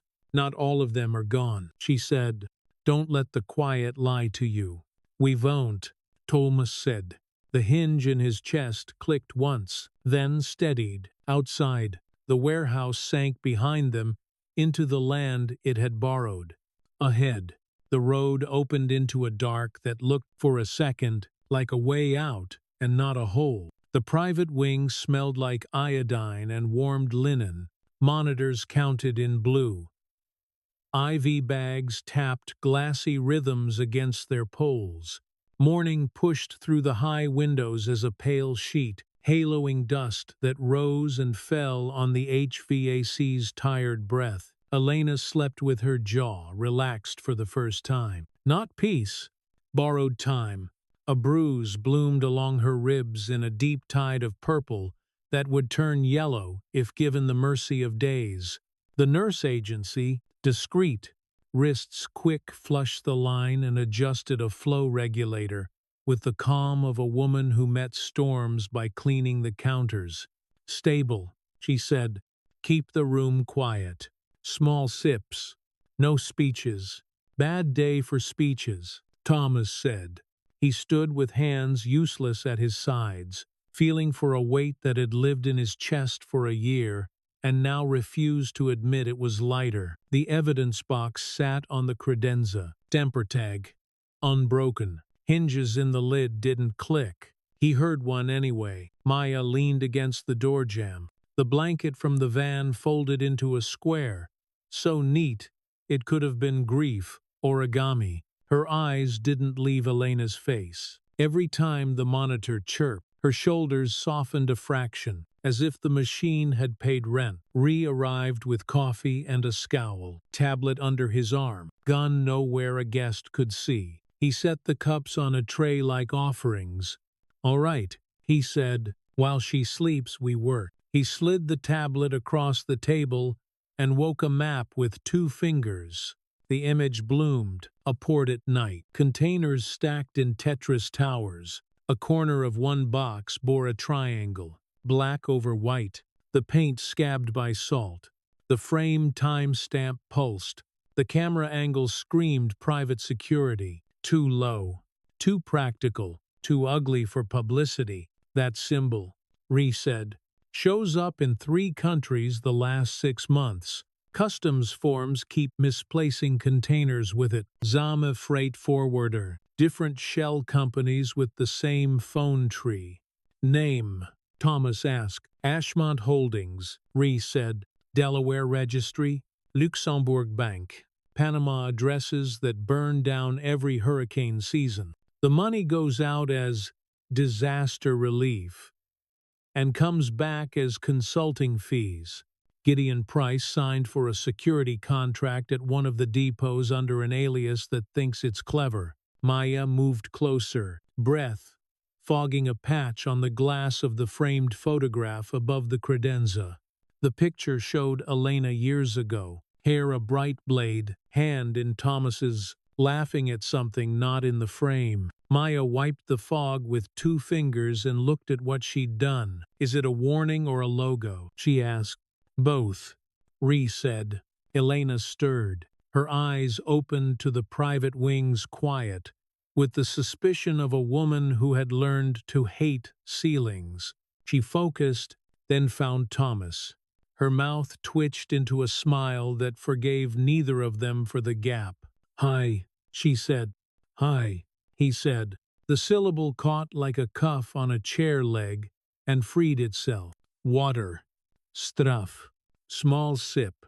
The nurse checked the dressing and left with a look over her shoulder that said, don't waste this hour. Maya stepped forward and stopped, unsure what ritual required. Elena solved it by holding out her hand. You must be the one with pencils, she said. Maya's chin tipped up, a defensive habit that had learned to pretend it wasn't. I just draw. That's how churches get built, Elena said. Under everything hard, someone drew first. Maya's face did something immediate and soft, then closed like a pocket. Ree found a triangle. she said, and turned the truth into a gift to pass. Elena's gaze moved to the tablet. The symbol wasn't new to her. Weariness deepened, but not into hopelessness. Black triangle, she said. I had it buried in notes. Port subcontractors. Logistics companies with 2 employees and 20 lawyers. The case was too big for one reporter. They cut it down. Then they tried to cut me out. Thomas placed the evidence box on the rolling table and broke the red tag. The lid lifted with a small, ordinary sound. 2 envelopes. One with the cannery's cap and cloth scrap. One with the photograph someone had slipped into his study. The circle red and ugly. We do this right, he said. No leaks we don't choose. Alana will file preservation orders this morning. We get affidavits from Ray. Delgado, if he finds his courage, anyone who touched the night, we move fast enough they trip in public. Delgado. Elena repeated. The patrol officer. Complicated. Thomas said. Good, she said. I'm tired of simple enemies. The intercom hissed. Alana's voice came thin through the speaker. I'm downstairs, she said. Consent forms and a notary who keeps a low profile. Bring them up, Thomas said into the mic. The lawyer's entrance brought the smell of winter air and printed paper. She greeted Elena with a hand on the bed rail instead of a handshake, then got to work. Recorder on day precincts. Date read. Bar number given. She took Maya's sworn statement, as if the words were delicate evidence, not ink. Then Ray's scanned log in the manila envelope was logged again. Signatures. Multiplying like the paper wanted witnesses. Next, Alana said, subpoena to city IT. To preserve traffic camera archives within a quarter-mile. Protective order for private CCTV systems around the cannery. Spoliation letters to the cannery's parent and to Ashmont's registered agent. If they misplace anything after today, a judge will ask why. Judges ask why. Rhys said. Dry. On Tuesdays, Alana said, and when the press is watching, a soft knock. The nurse again, with a tray of broth that steamed like a good intention. Elena drank 3 careful sips, eyes briefly closed, lids trembling. The spoon trembled once, too. She noticed and steadied it with her other hand, not embarrassed, not proud, just insisting. When the room quieted, Rhys tapped the tablet. There's an active site, he said. Gulf Coast. Unmarked facility on a spit of land outside parish lines, where jurisdiction forgets itself. Satellite picked up irregular night traffic. Generators hum like they're laundering sins. Elena's eyes sharpened. Servers, she asked. Rows, Rhys said, and bodies moving like ants when someone kicks the hill. Thomas looked at Alana. If we touch it, we need a reason that reads, he said. Warrants a dream we don't have time to sleep for. Alana nodded. But if you obtain records in the course of preventing imminent harm, she said, and you hand them to law enforcement, without keeping copies beyond counsel's secure chain, we can argue exigent circumstances.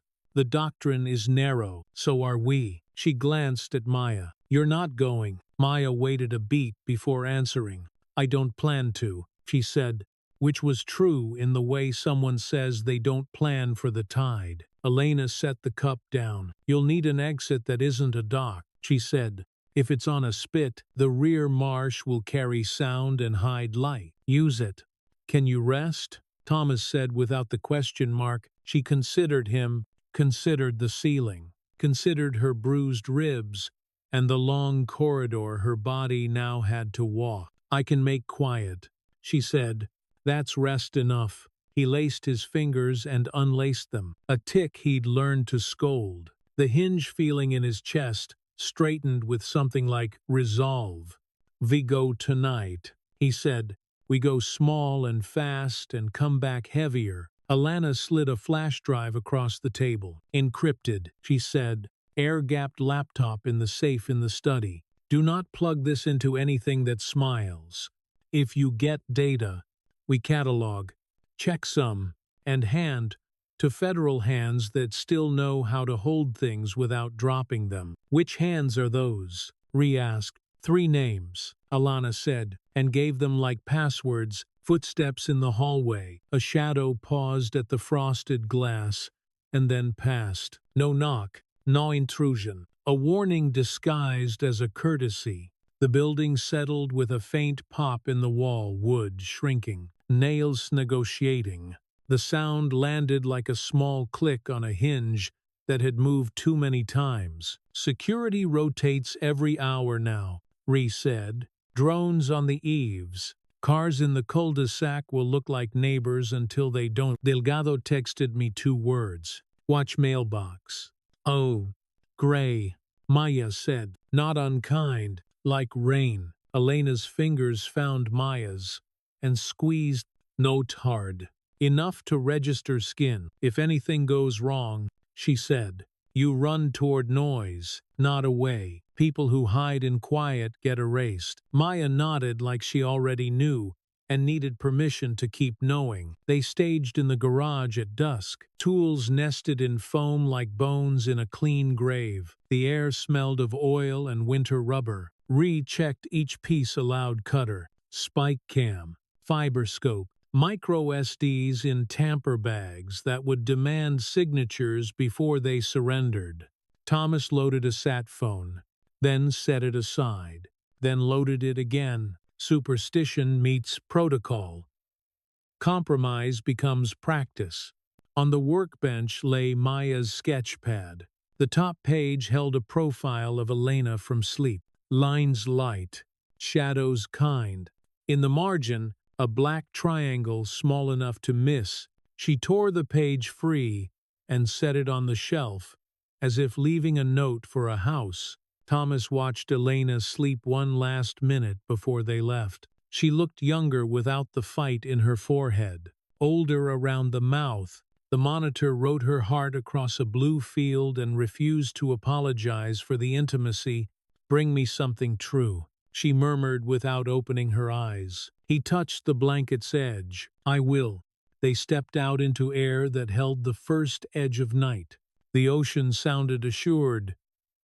The wind carried salt and the metallic hint of rain that hadn't been born yet. A neighbor's porch light clicked on and off, sensor blind to intent.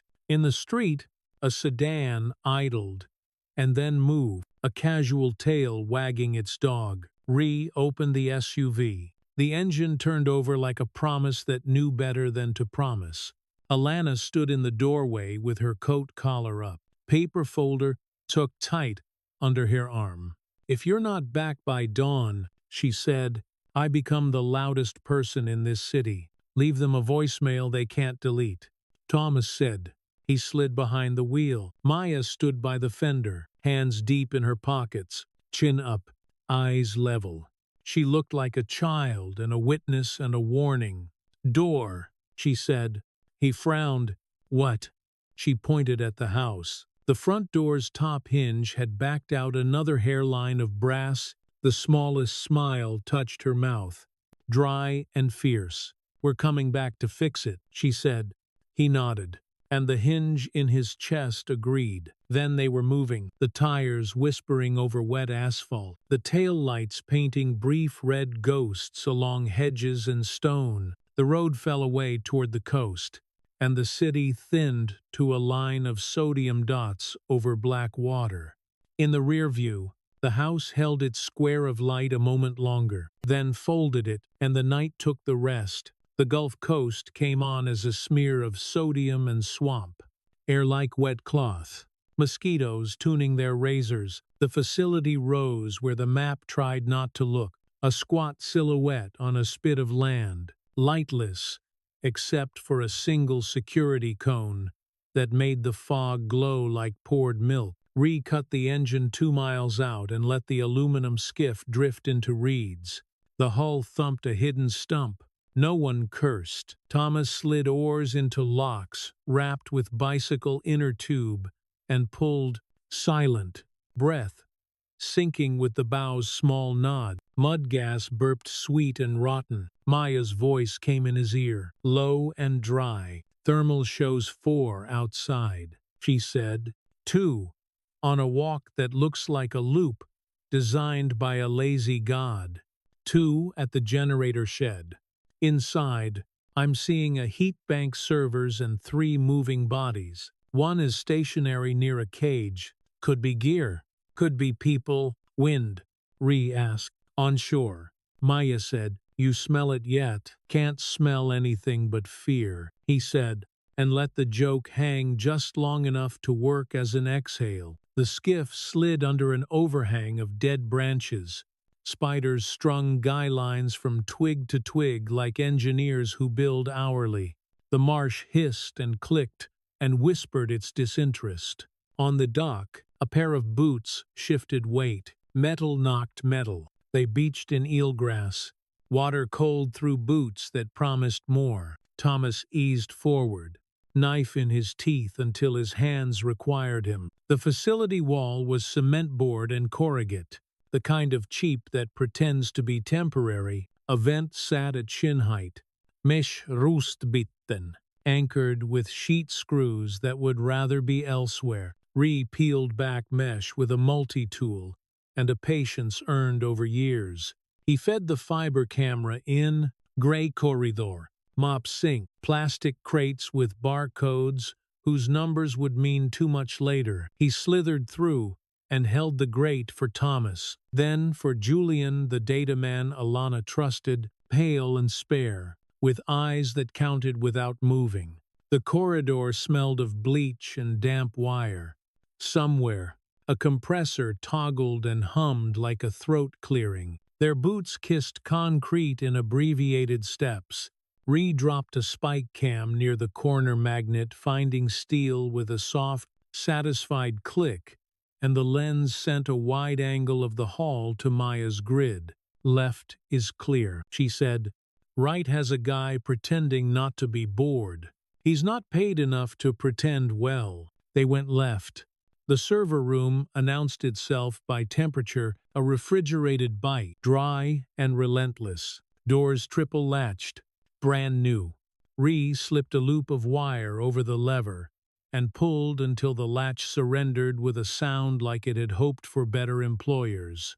Inside, tidy rows of racks blinked blue and green. Fans, whispering. The air smelled like plastic warmed by duty. Julian's hands hovered, then became precise.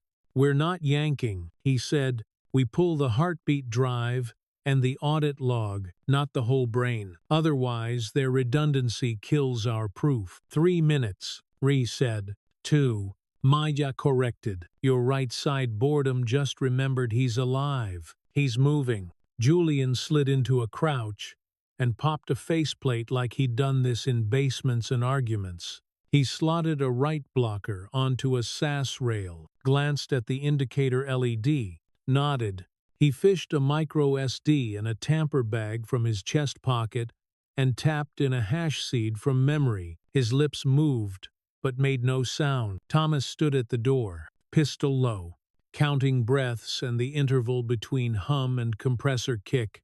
He thought of Elena's eyes when they opened to the private wing's thin light. He thought of the hinge feeling settling, not softer, but sure. Footsteps, close. Ree lifted a hand, and the room shrank to that hand. A shadow cut under the door and paused, then moved on. The compressor toggled again. The hum seemed louder for a heartbeat. 30 seconds. Julian breathed. He held a drive in one palm and an audit module in the other. Like a prayer and its proof, he passed them to Thomas, who slid each into a numbered bag.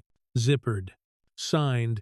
Dated. Pressed thumb. Chain of custody written in black felt tip, and a steady hand. Maya's voice returned. 2 left, she said. Dockside guard took a call and decided to care. Your window is closing now. Out the rear, Ree said. Julian, you lead. They slipped back into the corridor and hit an intersect leading to a larger chamber. Chain link divided the space into pens. Inside, 8 people thin, silent, eyes wide in the way. Eyes get after you use up. Screaming stood when the men in black tactics gear walked in. Leora Bentley's face was among them, gaunt and defiant. Her lips formed words that needed air. Too long. Thomas's body made a decision before his brain put shoes on it. He stepped to the lock and cut it with bolt cutters wrapped in tape. Metal parted with a stiff groan. The door sagged. Leora moved first, steadying another woman whose knees were arguments. Julian handed her a thermal blanket, hands careful, eyes not lingering. Alarm? Ree asked. Not yet, Maya said, but the generator shed guard just looked at his watch like it insulted his mother. Ree knelt by another pen and worked the latch with a pick that used to unlock more pleasant things. The lock gave. He pushed the gate, and bodies slid past him, avoiding touch, avoiding gratitude too heavy to carry. A voice from the far end of the chamber, calm, cultured, the kind that bills by the half hour. You're doing more than theft, it said. You're doing theater. They turned. A man stood in the doorway like he owned the lines delivered there. Tall, silver hair, suit that drank the low light, no gun in his hand, no fear on his face. Hale. Thomas felt his teeth set against each other until they found purchase. Step aside, he said. Hale smiled, small and genuine, in a way that made the skin on your neck consider a career change.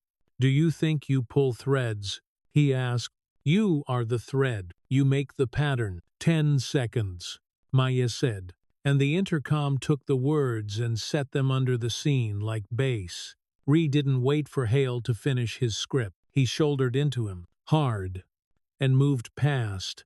Hale pinwheeled a fraction, and then righted before falling could become a habit. He didn't pursue. He watched, amused even now, like a director letting a scene play to test the actors. They ran. The corridor spat them into a service hall that led to the back porch of the world. The door out was chain, padlocked with new brass that thought it would last. Ree cut it. Muscle and tempered teeth. The chain snapped and fell. The links, a rain of small iron. The marsh took them with a sound like applause, muffled by distance. Reeds brushed their legs. Mud tried to name their boots. Thomas held Leora's elbow. She nodded once, breath measured, steps certain, even when the ground lied. Left, Maya said. There's a narrow inlet. The skiff is in the reeds. Don't pick the first one. It's bait. Yours is the second. The rope has a blue thread woven in. I'm sorry for the thread joke. Keep moving. A light snapped on at the facility's corner, white, surgical, and washed the reeds with disapproval. Shouts. Then the hard, flat sound of orders. A shot went off into the floor of night and stuck there. Useless. They found the skiff, blue thread in the painter rope, rough, under wet fingers. Ree pushed off with a shove that left mud in the shape of his palm on the bank. The skiff slewed. Thomas leaned his weight where it mattered. Julian took the stern oar and made it a keel. The water went from ankle to black, without warning, the way water does when it remembers it is larger than you. Boat coming south on the channel. Maya said, no lights. They learned something today. You have 40 seconds to be outright gone. Ree dug the oars in. The skiff moved like a decision that finally happened. Reeds gave way and then closed, hiding them first from sight, then from sound. The facility's floodlights tried to sell the horizon on daylight. The horizon did not buy. Bullets stitched the water a few yards aft. Little geysers, little arguments. Leora ducked, one arm around the woman beside her. You people always this subtle? She asked. On Tuesdays, Ree said, and the humor did what humor is supposed to, put air back where fear had used it. The skiff nosed the shadow under a mangrove lip. Maya breathed into their ears. Hold. The boat that hunted the channel went by. Motor throttled down. Men looking with flashlights that made cones of accusation. Then losing interest like men do when their orders were written by someone they will never meet. Silence returned. Not peace, but a sound that could be used. Thomas felt the oarlock's bolt rattle under torque. Tiny metallic tick. Hing a memory. He put a thumb to it without looking and turned until the sound went away. They crossed open water in a sprint that left legs aching for solid. The larger boat waited in dark. Hull blacked out. Deck low. Threw the painter. Hands pulled them in. They rolled the rescued aboard. A medic. No badge. Efficient took pulses. Shone a light into Leora's eyes. Nodded like seeing pupils return was an old friend finally keeping plans. Julian handed the drive bags to Thomas. Thomas set them in the evidence box lined with foam, then closed the lid and clicked the latches down. Each click a small act of faith. He wrote the time on a label. He signed. He inhaled and smelled diesel, brine, and the iron tang of adrenaline burning off skin. Any tales? Asked the captain. None.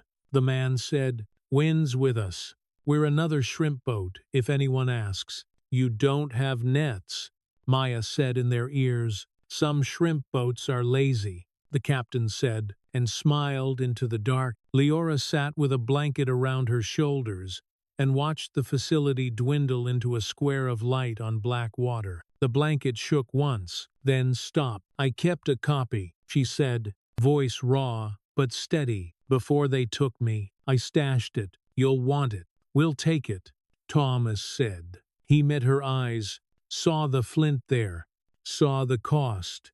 But we'll take your story first. She nodded.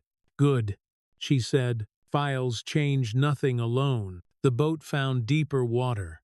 The night opened ahead, unmarked, uncaring. Maya's voice softened, as if she'd stepped back from the monitors and let her shoulders drop. You did it, she said. You did it right. Thomas stared into the dark until the light behind them disappeared. He thought of Elena's voice, asking for something true. He thought of the little red circle around a younger Maya's face. He thought of Hale's eyes, amused in a room with cages. The oarlocks no longer ticked. The box latches stayed shut. The diesel beat a steady heart into the hull. Home, said to no one and everyone. The word didn't mean safe, it meant direction. Behind them, the facility's generators kept humming like guilt. Ahead, the horizon ran thin and quiet.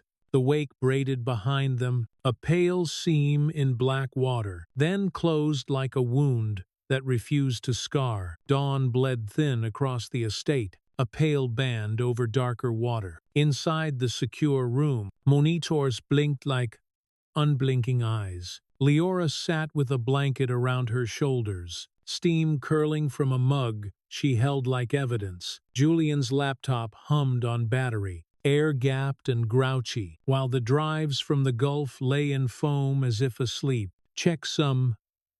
Verified, Julian said, short, certain. He logged the hash by hand on a chain form Alana had stamped an hour earlier, blue ink already drying. The pen scratched in the quiet. Small sound. True. Thomas stood with his palms on the table. The wood felt cool and oiled. He could feel, beneath finish and grain, the faint seam where two boards met, and decided to pretend they'd always been one. The hinge in his chest didn't click. It settled like a door that had at last found its frame. Read me the headlines, he said. Julian angled the screen so only his hands saw it. Routing tables that point to a buried hub in the desert. He said, payment rails washing through Luxembourg into packs with patriotic names. Procurement memos for covert logistics assistance. To agencies whose acronyms hate daylight, and a name, Leora added. Voice rasped into strength, one that keeps showing up in the metadata, wiped and then not wiped. Whitmore, Hale, Maya paced by the glass, headphones crooked, one ear to the room. She'd been awake long enough to tip from wired into steady. He's the needle and the thread, she said. So's everything. And then, swears, it's seamless. Alana slid a stack of documents across. Emergency application for preservation of records at the Arizona site, she said. Judge will sign if I can get her chambers to answer before breakfast. Meanwhile, we plan as if no one hears us. Ree brought up a sat map, sand and scrub, a low building shouldered into rock, the kind of architecture that learns to survive by not being interesting, heat signature buried deep, a security road that pretended to be awash, no signage, which was signage enough. We plant transmitters, he said. We pipe the evidence live. If they torch the servers, they torch themselves on camera. No delay, no spin. Leora leaned forward, the mug's heat fogging her glasses. We make the world see, she said. Not just read. Elena's voice came from the doorway before the door made a sound. She dressed in soft black, the bruises fading to yellow under her collarbone, like old lightning. Then we do more than show, she said. We name, we draw lines so regular people can follow money with their morning coffee. She crossed to the table and set down a necklace Thomas recognized by weight and history. Gold heart, letters still nicked from years of skin and shirts. The chain made a faint music on the wood. For luck, she said. For proof, you're not going. Thomas said, gentle, already braced for argument. I'm not, she said, and surprised him by not arguing. I'll be in the war room with Alana. Maya, with me. We keep pressure. We speak when pictures need word. Maya nodded once. Copy. They flew dusk to Phoenix. A private charter that smelled like leather and citrus wipes.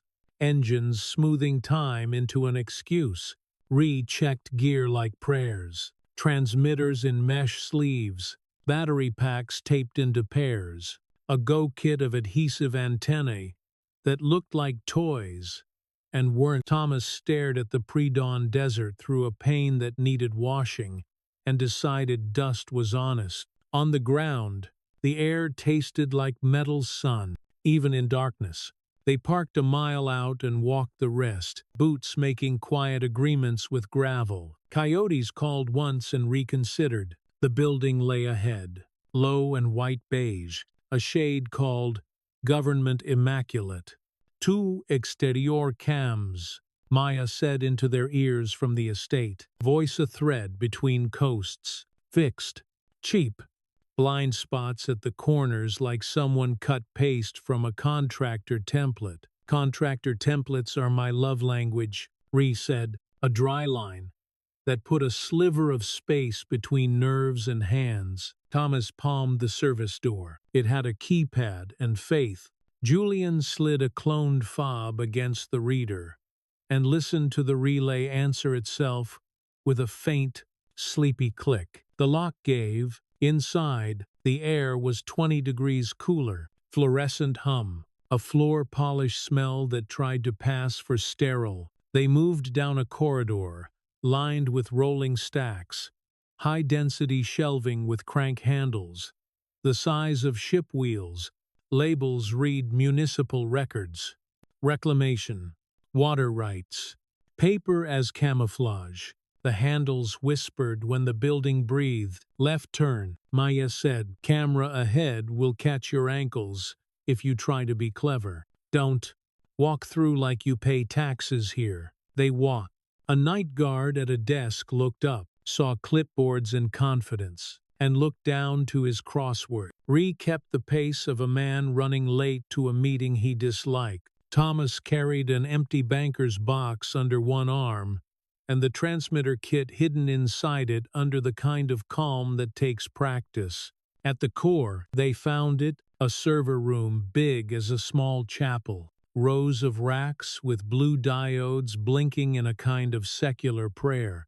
A glass wall separated them from it. badge reader waiting like a throat. Julian handled that throat gently. The door sighed open.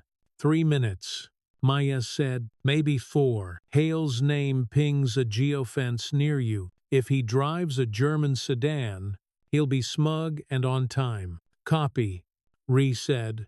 They went to work. Julian jacked into a maintenance port and opened a session like a surgeon cuts skin. Clean, small, necessary. Thomas peeled backing from a wafer-thin transmitter and adhered it to the underside of a rack housing the audit server. The adhesive gave a soft tack, like a hand finding a shoulder in the dark.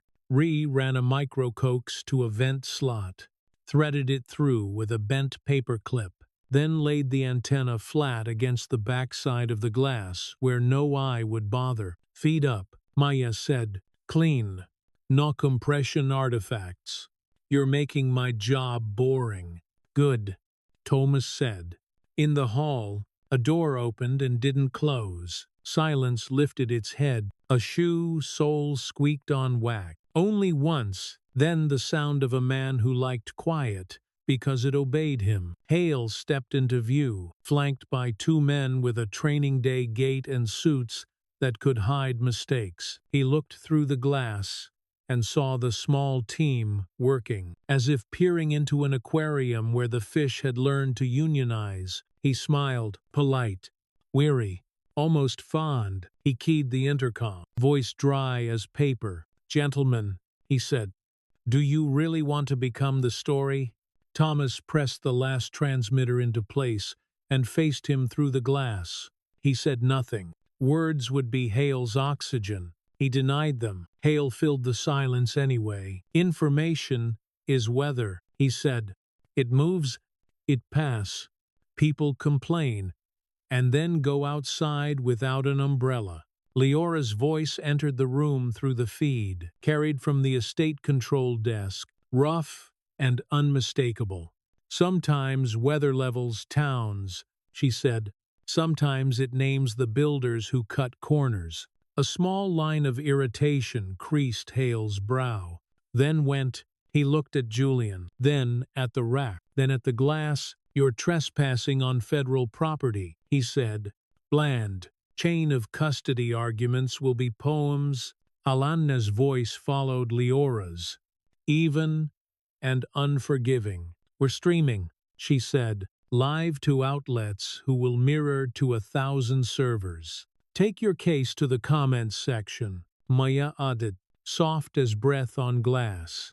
Smile. Hale did not. He lifted his hand and gestured. The 2 men beside him moved the kind of movement that ends things. And Ree was already there. The door opening, the corridor shrinking, the fight brief and precise. No speeches, no wasted muscle. One guard went into shelving. The wheel spun a single revolution. Paper sighed. The other's weapon skittered, kicked to Thomas, who didn't pick it up. They weren't here for guns. Hale stayed 5 feet back, hands visible, mouth a thin line. You don't understand scale, he said. You think this room matters? Rooms always matter, Thomas said. He checked the phone Alana had prepped with an app that hated being pretty. A green light steadied, and this one is now a window. Screens across the world began to mirror. Shell contracts with black triangles on letterheads no one had seen. Transshipment logs mapped to coastlines. Budget memos with names and signatures. The feeds went to networks who didn't trust anyone, to unions who trusted only what broke on mornings, to grandmothers who opened their tablets to read the news and saw a pattern that had been living in the wall. Hale watched. He didn't lunga. He didn't scream. He let calculation run through him like a second bloodstream. You've made a thing, he said. You don't know how it will land. Leora's voice again. We know, she said. Some things don't need graceful landings. They need impact. The building's alarm decided to join the conversation. It stuttered once, found confidence, and wailed. Red strobes spun lazy wheels of accusation. The night guard at the desk finally stood up and made a choice to be elsewhere. Extraction, Maya said. Steady. North stairwell. I looped camera 3. You have 60 seconds before her patience for me ends. They move. Hale didn't follow. He stood with his hands folded, face lit crimson, white crimson. You think people will care long enough? He called after them. You're wrong. Faith has an attention span. Ree paused, just enough to look back. So does your insurance carrier, he said, and went. They hit the stairwell as a team of private security swept in from a side door, wearing badges that borrowed legitimacy. Ree threw a flash that was mostly sound, not light, the kind that replaces ambition with ringing, and they were through, down concrete steps that smelled of water and old gum. At the exit, a fire door gave onto heat that had been asleep all night. Julian shouldered it. The bar moaned, and then yielded. Outside, a sprinkler head coughed dust. A coyote watched from a distance, and decided they were too noisy to be food. They ran the wash like a gully that had forgotten rain. Gravel rolled under boots. The sky on the eastern edge began to think about color. In their ears, the feed murmured anchors trying to metabolize what their screens had become, voices finding a register between outrage and caution. In the lot, a sedan idled, a black government maybe, or a car that had learned to pretend. The driver began to open his door, then saw something in Ree's hands that looked like an explanation and decided not to ask questions. The sedan rolled away, tail lights small and embarrassed. They reached their truck, doors slammed. The engine took life without drama. Thomas drove, the tires drawing a white line in dust. Ree watched the mirror. Julian cradled the empty evidence box. As if absence now weighed something, the chain of custody form sat on top, ink black as the morning's first birds. Maya's voice was a smile you hear. "You're out," she said, "and the world is in." "How bad?" Thomas asked, trending like a power outage. She said, "Names, receipts, the symbol everywhere, phones lighting up in offices where they like dim." Leora came on last. "Kidder, you just moved the weather," she said. "Hold fast." They drove until the facility was a thumb in the mirror. The desert widened, then softened, then threw a hawk against the brightening sky like punctuation. No one spoke. The truck hummed. A seam in the dashboard rattled a little under speed, and then, with a slap from Thomas's palm, went Kiet. On the far horizon, dawn broke clean. Behind them, sirens finally found their breath. Ahead, the road made a promise it would try to keep. The city woke to screens loud with names. In grocery aisles, in dinner corners, on the little TVs in barber shops, anchors mouthed the words Thomas had said would make enemies of men who didn't believe in enemies. Phones lit, inboxes filled. The morning had teeth. At the estate, the day came in on quiet feet. The ocean wore a pewter face. Elena stood by the window with a robe pulled close, the gold heart resting like a verdict at her throat. She watched gulls ride the wind, the way good lawyers ride a judge's impatience.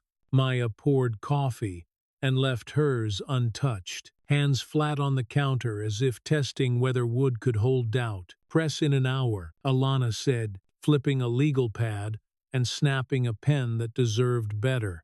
Then DOJ at 10, hearing request by afternoon. "They want faces. Give them yours," Elena said. "They want the kid," Alana said, not unkindly. "I'm not a kid," Maya said. "No drama." And at it, Ree came in with dust on his boots and patience running low. "Perimeter's clean," he said, "but clean like someone wiped it." Thomas set the evidence box on the table and checked the latches again, as if reassurance lived in the sound.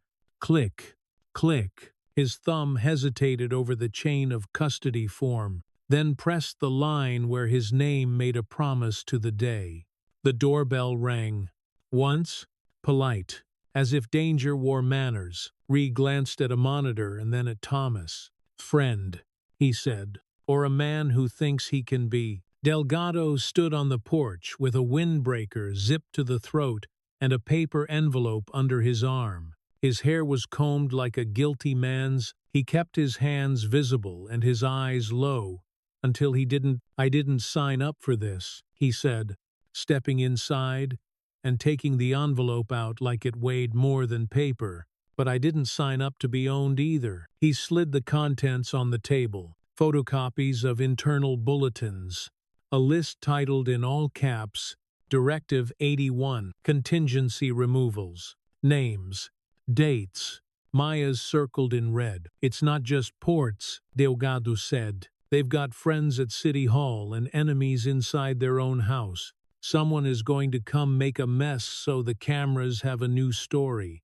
"When?" Thomas asked. "Soon," Delgado said.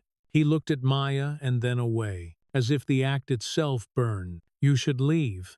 Maya shook her head, a small, stubborn metronome. "I'm done leaving." Something eased in Delgado's shoulders, then tightened again. "Then hold," he said, and the words sounded like a soldier trying to teach himself to be a citizen. A shadow crossed the kitchen's glass. Not a cloud, not a gull. Ree moved fast, voice low. "Positions," he said. "Now." The first pop came from the hedges, a quick, suppressed cough. A pane in the sunroom starred and then sighed toward the floor. The second clipped the bell that Elena had insisted could summon help. The bell rang once and died. "Down," Thomas said, pulling Elena behind the island as glass hissed on tile like rain with bad intentions. Alana dragged the box into the lower cabinet where cleaning supplies lived their unglamorous lives. Maya slid to the floor beside her, phone already open to the live stream app she'd tested in nights that now felt like rehearsal.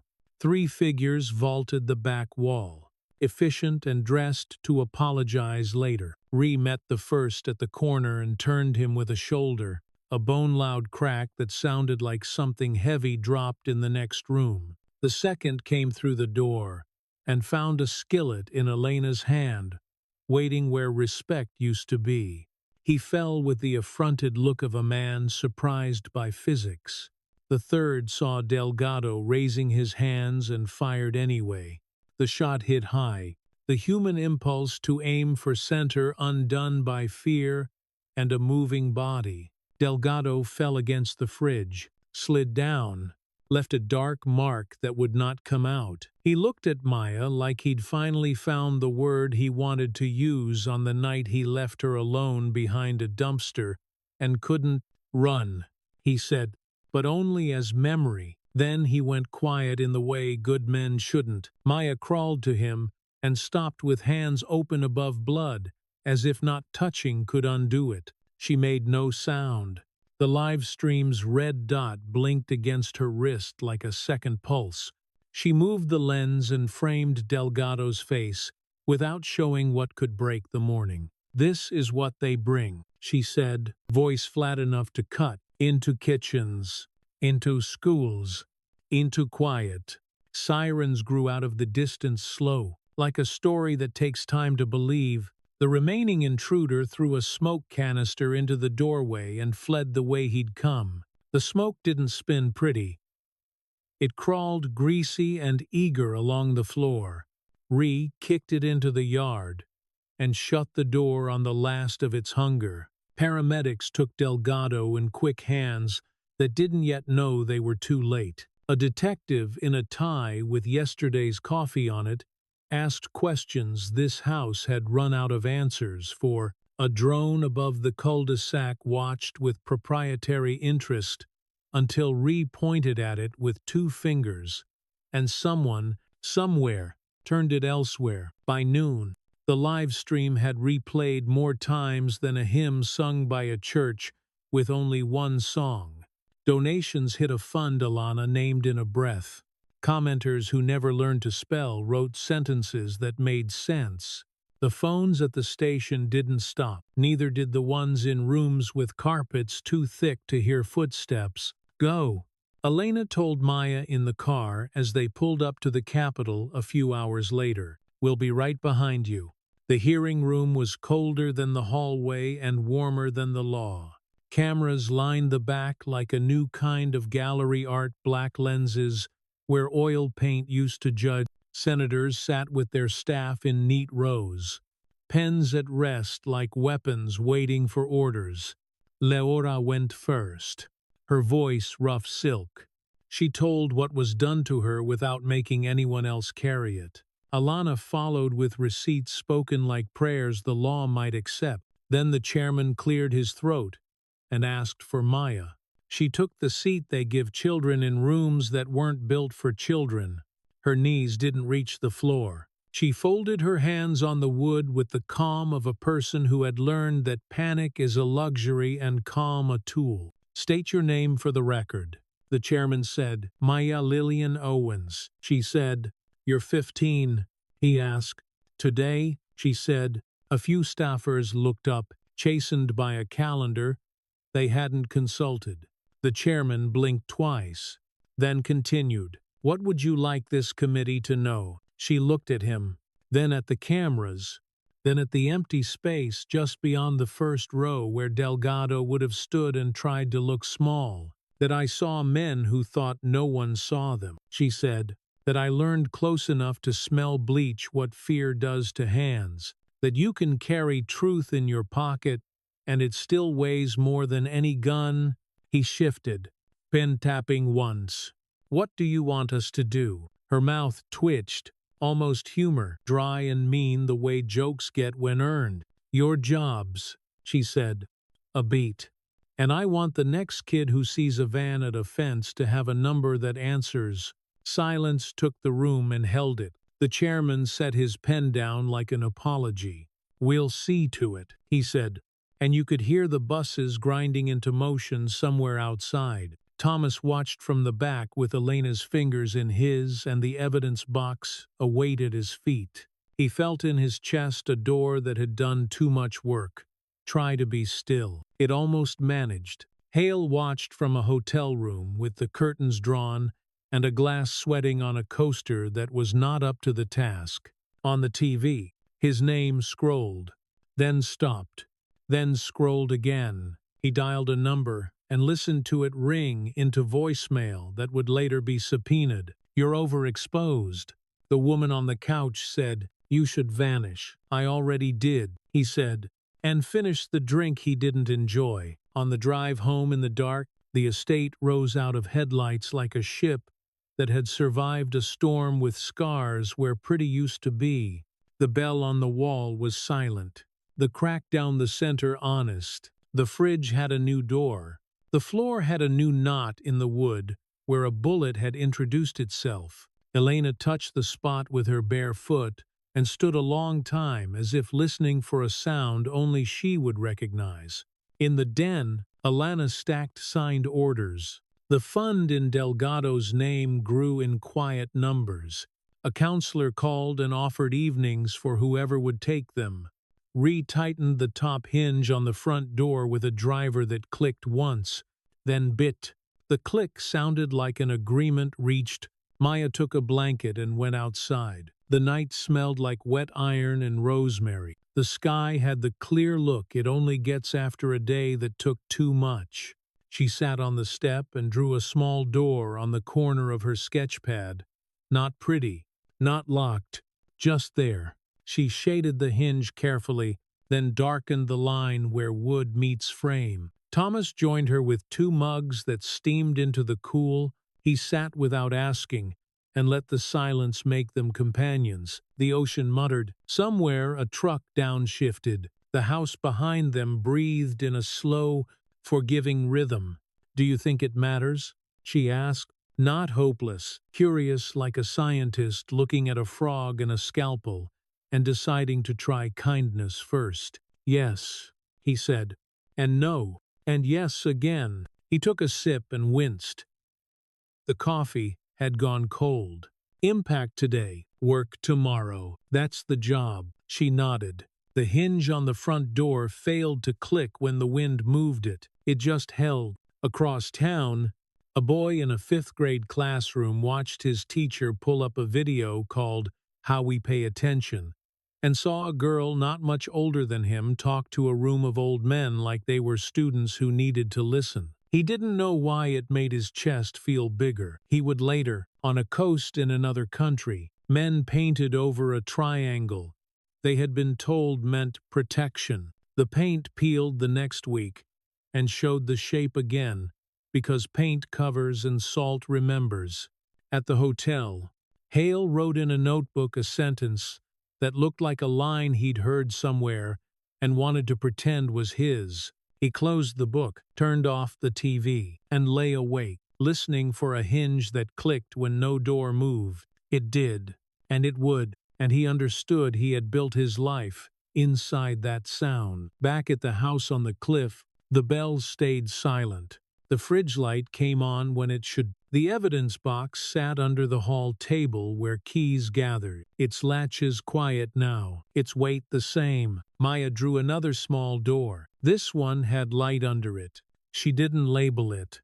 The wind leaned on the real door and found it firm. The hinge held its breath and did not complain. No one said goodnight. They let the house say it for them. The word traveled down the hall, into the rooms, through the wood, across the water, and out into the dark, where it didn't end so much as keep going. When the noise fades, what stays with us is simple. Courage often looks quiet.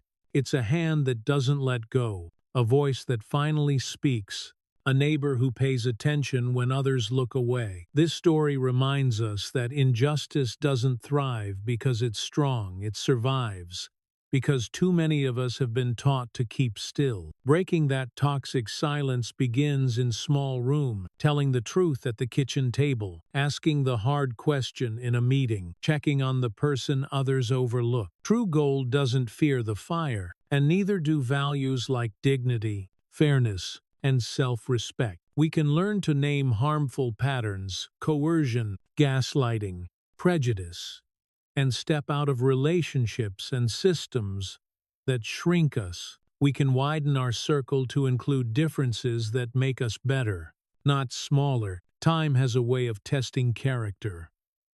The long road shows the good horse, and many of us know from long lives that you reap what you sow.